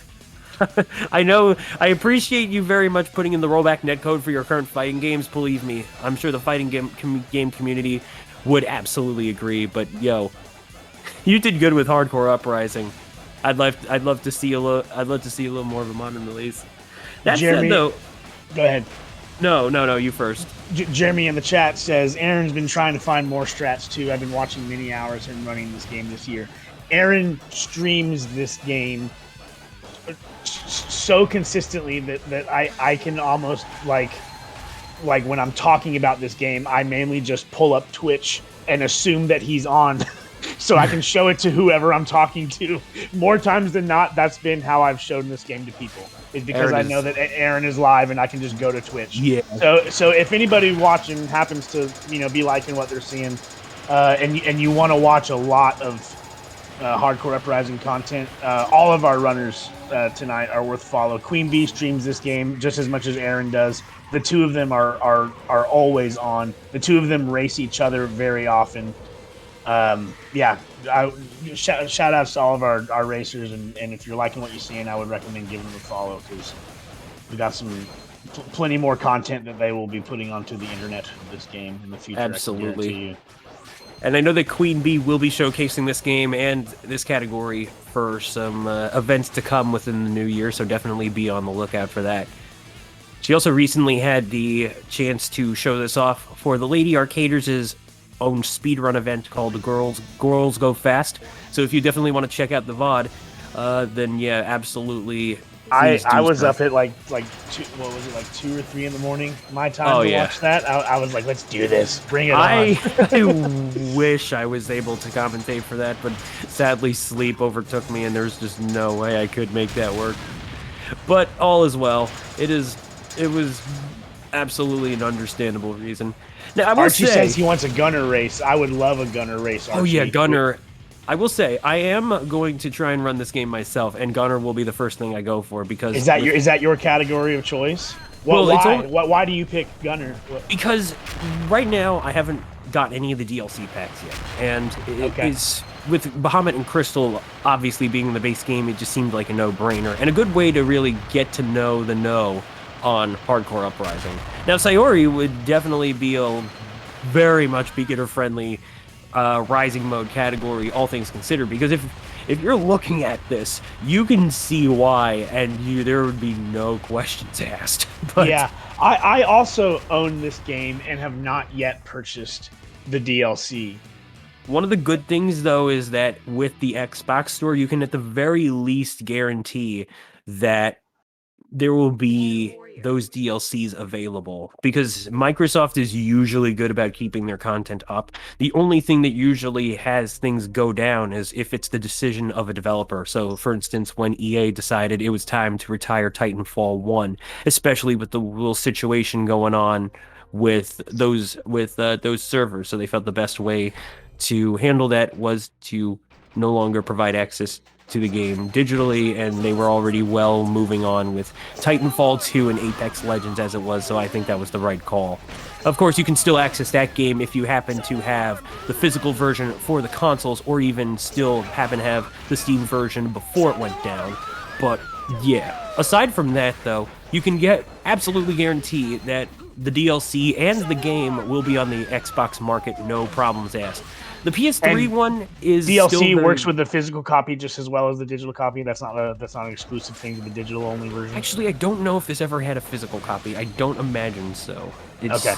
After all, it was Konami Digital Entertainment. But yeah. You're right. It was digital only. All right. I'm gonna let you handle these ones because because I think you all know. I think you all know that it's time for some fire. Let's get the flame emojis in the chat. I'm gonna paste a whole bunch of them here. Spam it. Sound the alarm. Yeah, this is looking fantastic. I mean, it's not the fire from the tower stage, but it's close enough. I mean, it's a magma plant. What can I tell you? All right. Major Metroid Dread vibes too. This part, there's another little true. I can see Metroid that comparison that my game can't help make, or my mind can't help make between the two games. Oh, I absolutely. compare Contra and Metroid a lot. There's a lot of similarities. Yeah, absolutely. So now we have the Geomandrake escort mission, and so as it were beforehand, all the runners need to do is get way ahead of the dock in order to get him all the way up there and stuff. It should be no problem otherwise, but trying to get the enemies cleared and out of the way to... Oh no! Oh shoot, Kadro getting a little bit of a unlucky jump off the stairs backward animation there. That's definitely going to lose him a little bit of time. Yeah, needless to say, escort missions in a Contra game seem a little counterintuitive, especially for going fast, and yeah, this is exactly why, and it's no wonder that this fella purportedly turns out to be the villain of the hardcore that everyone grew up with back in the 90s. That was Mandrake, right? That was Mandrake. Mandrake. So I also I'm pretty sure that according to Contra lore, he also designed some of the weapons that I, a Contra 3 runner, use. He designed like some of the tech that Contra 3 that was used in the Alien Wars, which is Contra 3. That actually makes a lot of sense when you think about that. Yeah, that's the thing. Here, obviously, he was intent on breaking from the Commonwealth, and so that's why we had to rescue him. But then you also think about the fact that, yeah, the enemy faction in Hardcore had General Bahamut, and we don't necessarily know if it's the exact same individual as the Bahamut within this game. Why did they do that? I've always wondered that. It's like you read about it and like it commonly says like, but the publishers won't clarify if it's the same character or not. It's like you picked such a specific name. Just make it canon. What's the deal? I mean, it is canon in my mind, but like, I don't know why there is a blurred line about it. Do you have any insight into that? No, but I imagine it had something to do with the fact that they did intend this to be its own franchise as well. So it's like, it's Contra, yes, but they also clearly intended to make more games. And because that didn't really happen, who knows what's to say, but I could still see if... So it might have been to avoid like publishing rights or something, to say it was a different character maybe. I see. Because the way this game was sort of marketed is... Actually, I'm going to have to look back at the store pages to really know that for sure. But not really much else I can clarify, as it were. Oh, that is actually one of the nice things about Sayori now that I think about it. So those flamethrower enemies have a bulk of health. You can try and gun them down, but chances are in this stage you will not likely do so unless you have a very busted weapon. Which so even gunners are dodging this part. Well, yes, yes, and in case you didn't know, it's all you really need to do is just drop down through the platform and then cling on the railings, which, you know, even without the ninja jump. Oh my god, ninja dump. Clip it. I guess we could. Oh no! Whoa! Now. Okay, hey, hear me out. ContraRaces emote. Ninja Dumpy. It sounds so wrong and yet it sounds so right. Oh yeah. No, I can imagine that. Jeremy says it sounds like Steve is challenging you to kill those flamethrower enemies with his mash. Jeremy's got a wicked mash. Thinks he can handle it as a gunner. I think so too. That's the thing though. I forgot to mention that there is an automatic fire power-up within Rising mode that is absolutely one of the things that we also use here. So the auto fire does allow for some of the rapid slashing, shooting, and all that stuff. You know, it's a bit of a no-brainer to have. Although I am also made aware that for optimal grinding in the Stage 2 mid-boss fight arena, which, again, that's using the charge wave as Sayori to take out those cracks and keep doing so, rinse and repeat. And then if you were to use a gunner, that would be heat plasma, which you can do it however you so choose. Like, you can use the range attack from any character and they'll all still share the core points. But then that's also one of the downsides about the lab is that they each have different buy sets. So you still have to get core points in order to be able to unlock different characters' different abilities. And that can be a bit of a hassle. I know I'll say this, I am a Devil May Cry runner, and I know within the community one of the daunting things about, well, maybe not necessarily daunting, but one of the things you got to keep in mind within DMC 4, or not 4, 5, is each character has their own different buys. So yeah, I think you get what I'm going with. So resource management, yeah, basically. Just as a traditional Contra runner, it's just something that's so outside the norm, but you know, still like cool, it's awesome. The game fits very well within the being Contra, but something fresh and new. Right. All right. So, not really much left within the game, as it were. And Daunting Dante. This Sorry. is true. No, it's no problem. Let me think about this next one. Marty, we were saying that earlier. A Steam release of this game is so... Yeah, it would be... Very much appreciated. I mean, if you had to think about it, I could see it happening within a secondary Contra collection. Take all of the stuff that hasn't been put into the first one, including, and hear me out, Rebirth. You got to throw in Rebirth as well. Oh, well, I'll hear you hat on that. We love Rebirth over here, man. Rebirth is so criminally inaccessible right now, and I would love to be able to play that game at just as easily as I can play some of the other Contras. It's so cool and underrated. Oh yeah. Archie says Rebirth also needs release. Totally, Rebirth is a must. Says Jeremy. We love Rebirth. All Rebirths need release. I mean, hey, M2 did some of the anniversary collections. Why not? Are you able to race Rebirth? Should we get that going with you too? Oh. Can't say I'm much of a player on that one, but I have it on my console. Could you do comms? Maybe I could see. Confirmed. Call the presses. Well, hey, at the very least, Yeah, no, I was gonna bring up the Castlevania one. That's probably the coolest one among the three because, I know that Gradius is a close resemblance to the original, and that's all fine and dandy. It's like it has some of the nice little extra bells and whistles, like shoot the core and all that stuff that you see or hear in later stuff. But then, oh man, Castlevania: The Adventure Rebirth. It's not a remake of the first Castlevania. It's a remake of the first Game Boy Castlevania game.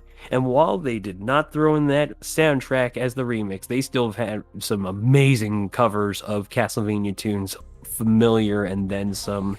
Marty And says that the Castlevania Rebirth is his favorite by a long shot as well. oh, I see. If you're gonna see me do a Rebirth run, that's probably gonna be the first I do.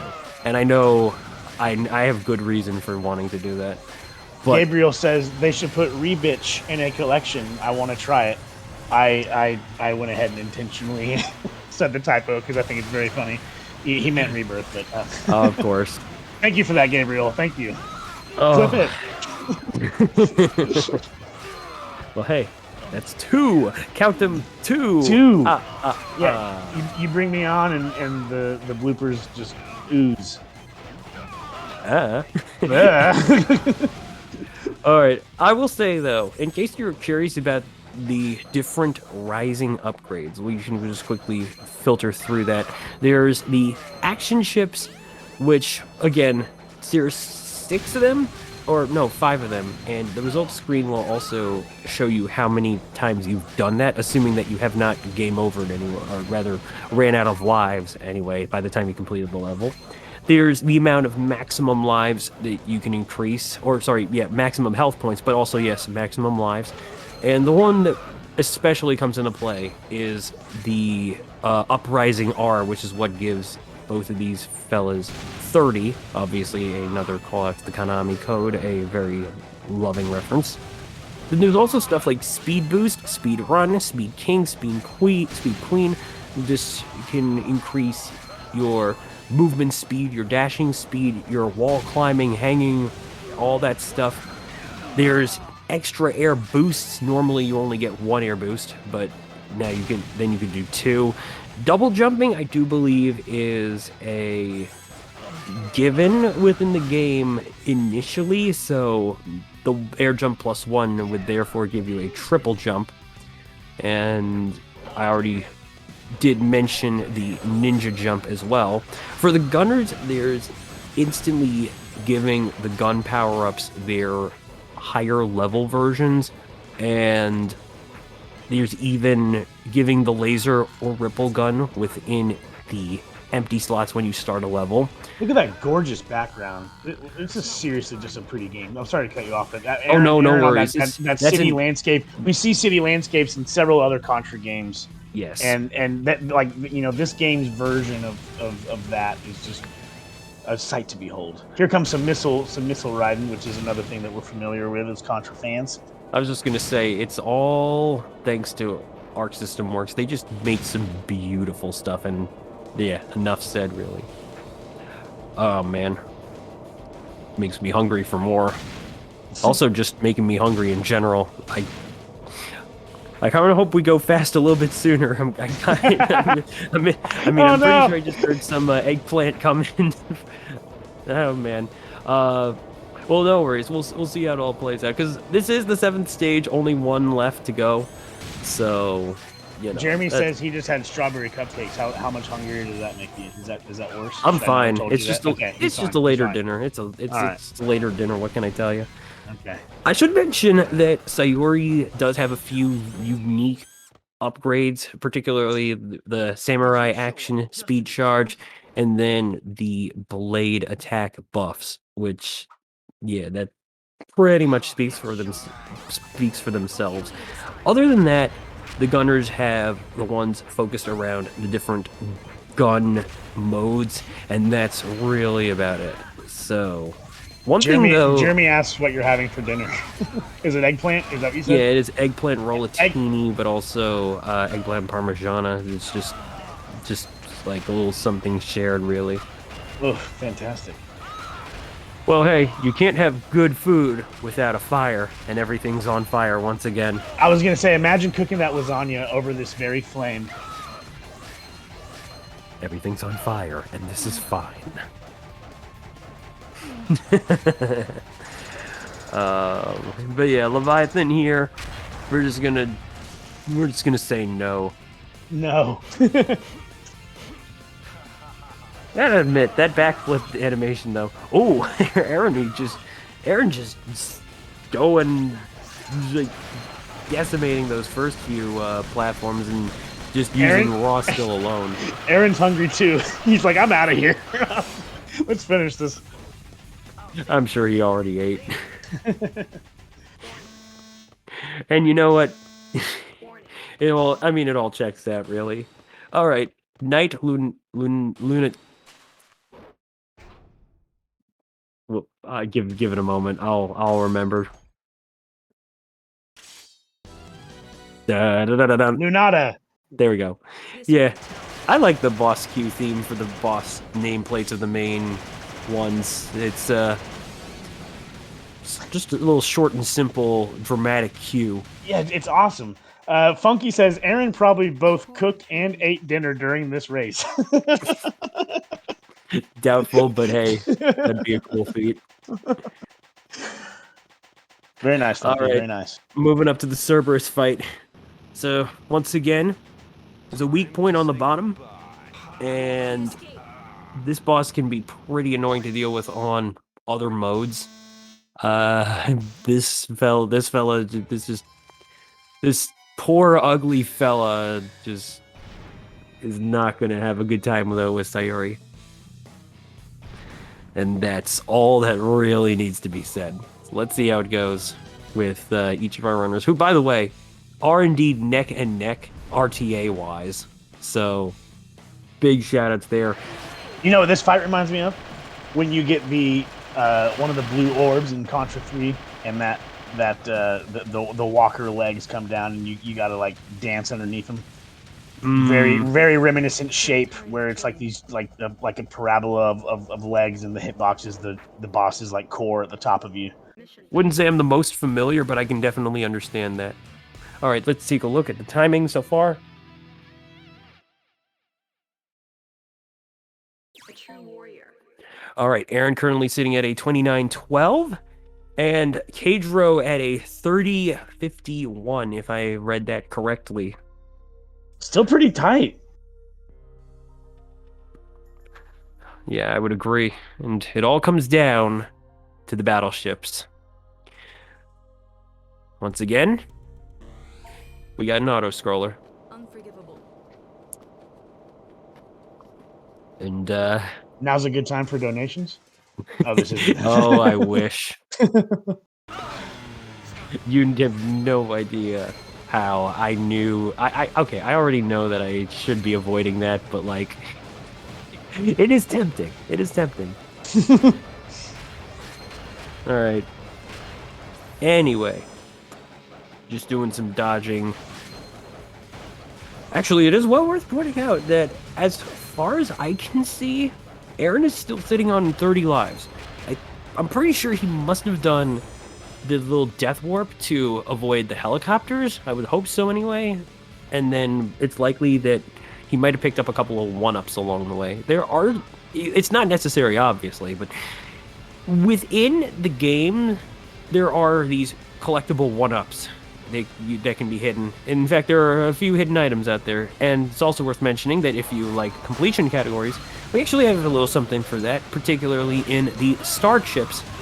Within each of the 8 levels, there is a hidden starred ship, and once you collect it for the first time in your file, the game will actually tell you you've had the starred ship. Of course, if you are doing consecutive runs after that, you'll still see the starred ship there and stuff, but you know, basically collect each of them, complete the stages. It's pretty straightforward as that. Chat is confirming Aaron was up to 32 lives at one point and did do death warps. That makes a lot of sense. All right, cool. We have $22 from G Guy saying my donation goes to save the animals. Thank you, G Guy. I mean, hey, I'm all about saving animals. What can I say? All right, we are nearing the end of this show, and Well, it's been a fun run, but all good things must come to an end, just like the evil at hand. Let's fight some bosses, baby. Some dad bosses. Vitus Engine. Here we go. Oh, this isn't the dad yet. The dad's next, right? Yeah. We'll get to Tiberius. We'll get to daddy. Yes. You know, the thing about the game itself is that when you look into the loading screens and you'll notice these little written passages, those explain like what's going on at that point in the story for each character too. So definitely one of those things that you can look at if you're so curious and all that. But not really much else to say here. There's just, you know, rinse and repeat, take out the orbs, then take out the pillars. Aaron very much cutting through them as it is. Music is dope. Bring that up. That's true. That is true. You know, I guess this is also one of the unfortunate things about this not having a Steam release, because then we could totally purchase that digitally. But then again, you know what? Hang on, give me a second here. Archie's noticing out or pointing out the difference between the colors on the two captures there.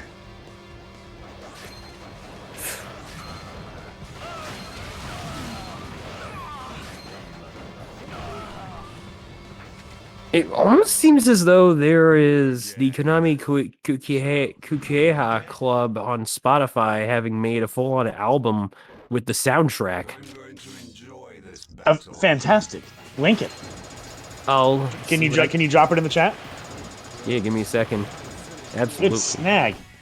I'm so glad we brought you on board, man.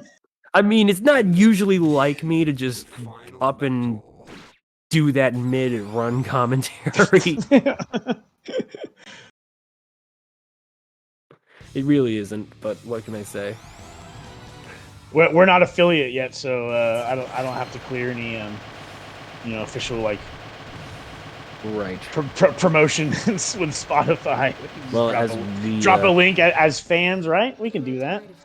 Why not? Well, hey, as we close things off, it is Augustus time, and Augustus Group. Just get rid of him. Down.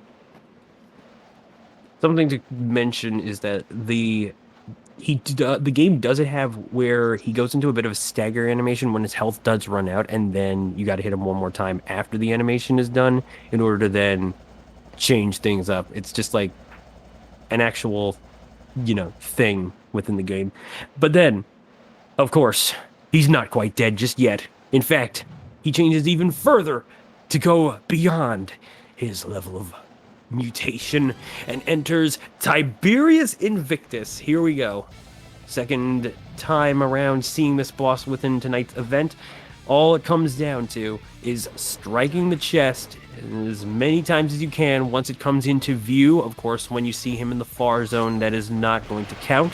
There we go. Aaron getting the first chance he gets and just takes it downtown to Pain Street, and there we go. Well done, Steve. Well done. It was all impromptu. There goes the dynamite. And Cadro as well. All right, both runners are coming up to that final helicopter grab. I personally want to see Cadro get it first shot, and if he does, that should be a PB. Here we go. Time on Aaron. Looked like a 39:12, or the timer didn't quite stop, so it looked like a 39. Yeah, I was having a little trouble. No worries. I think I saw 39:12 or 13. That's a 30, and IGT wise 35:12, and then Cadro's got time as well. Congrats to both runners. Cadro's final time is 37:21. If that's not another PB, I don't know what is. What two PBs in a race event? Oh my Could it God. be? We'll have to see what Cadro. We'll have to see what Cadro says, because I don't know for sure. Oh, okay. Well, then again, because in order for Cadro to have gotten that final time the first time around, yeah, no, that's a PB. All right. Well, let's wrap this up. GG's to Aaron, our winner, and GG's to Kadro, our second place participant. And yeah, that was absolutely a sight to behold. And we here hope you all enjoy it as well. Please follow these two folks and give them as much support as you can by many means. This is yeah, and if you would like to get this game yourself, remember it is available on PS3 and the Xbox systems as well. And definitely be on the lookout for the Xbox stuff. I managed to get my game while there was a sale going on, so you never know. You never know. But with that in mind, I'm gonna go ahead, get me some food, and Stormy, I think I will give the rest of the reins to you as well. But thank you all for having me. Thank you so much, Steve. You did phenomenal. Enjoy your eggplant. I'll go tell the racers personally GG's in a second, but before that, I wanted to tell the viewers GG's for hanging out with us tonight and watching such an awesome event. This whole since October or November when we started this current season of races has started awesome and has continued to build and build and build to like a better event every time. And it is the last event of the year, but it's not the last event of the season. We've got stuff that we're trying to pull off for January, at least 2 events. February is the 35th anniversary of NES Contra, the NES release of the first Contra. We're going to be doing an event on speed gaming. We have 2 hours. I would love to get as many of us who are down to race some NES Contra involved. I'll definitely be, if you're in the Contra Discord already, I'll be hitting everybody up. If you are watching this and racing Contra of any kind is something that you would like to get involved with, please message me, join the Discord, message any of us. Any of the mods on this channel will help you. We would love to, keep this community growing because it's been extremely rewarding and extremely fun for the entire time that it's been around, and it just keeps getting cooler and cooler. Huge shout outs tonight to Dan, Combustible Dan, for running our stream.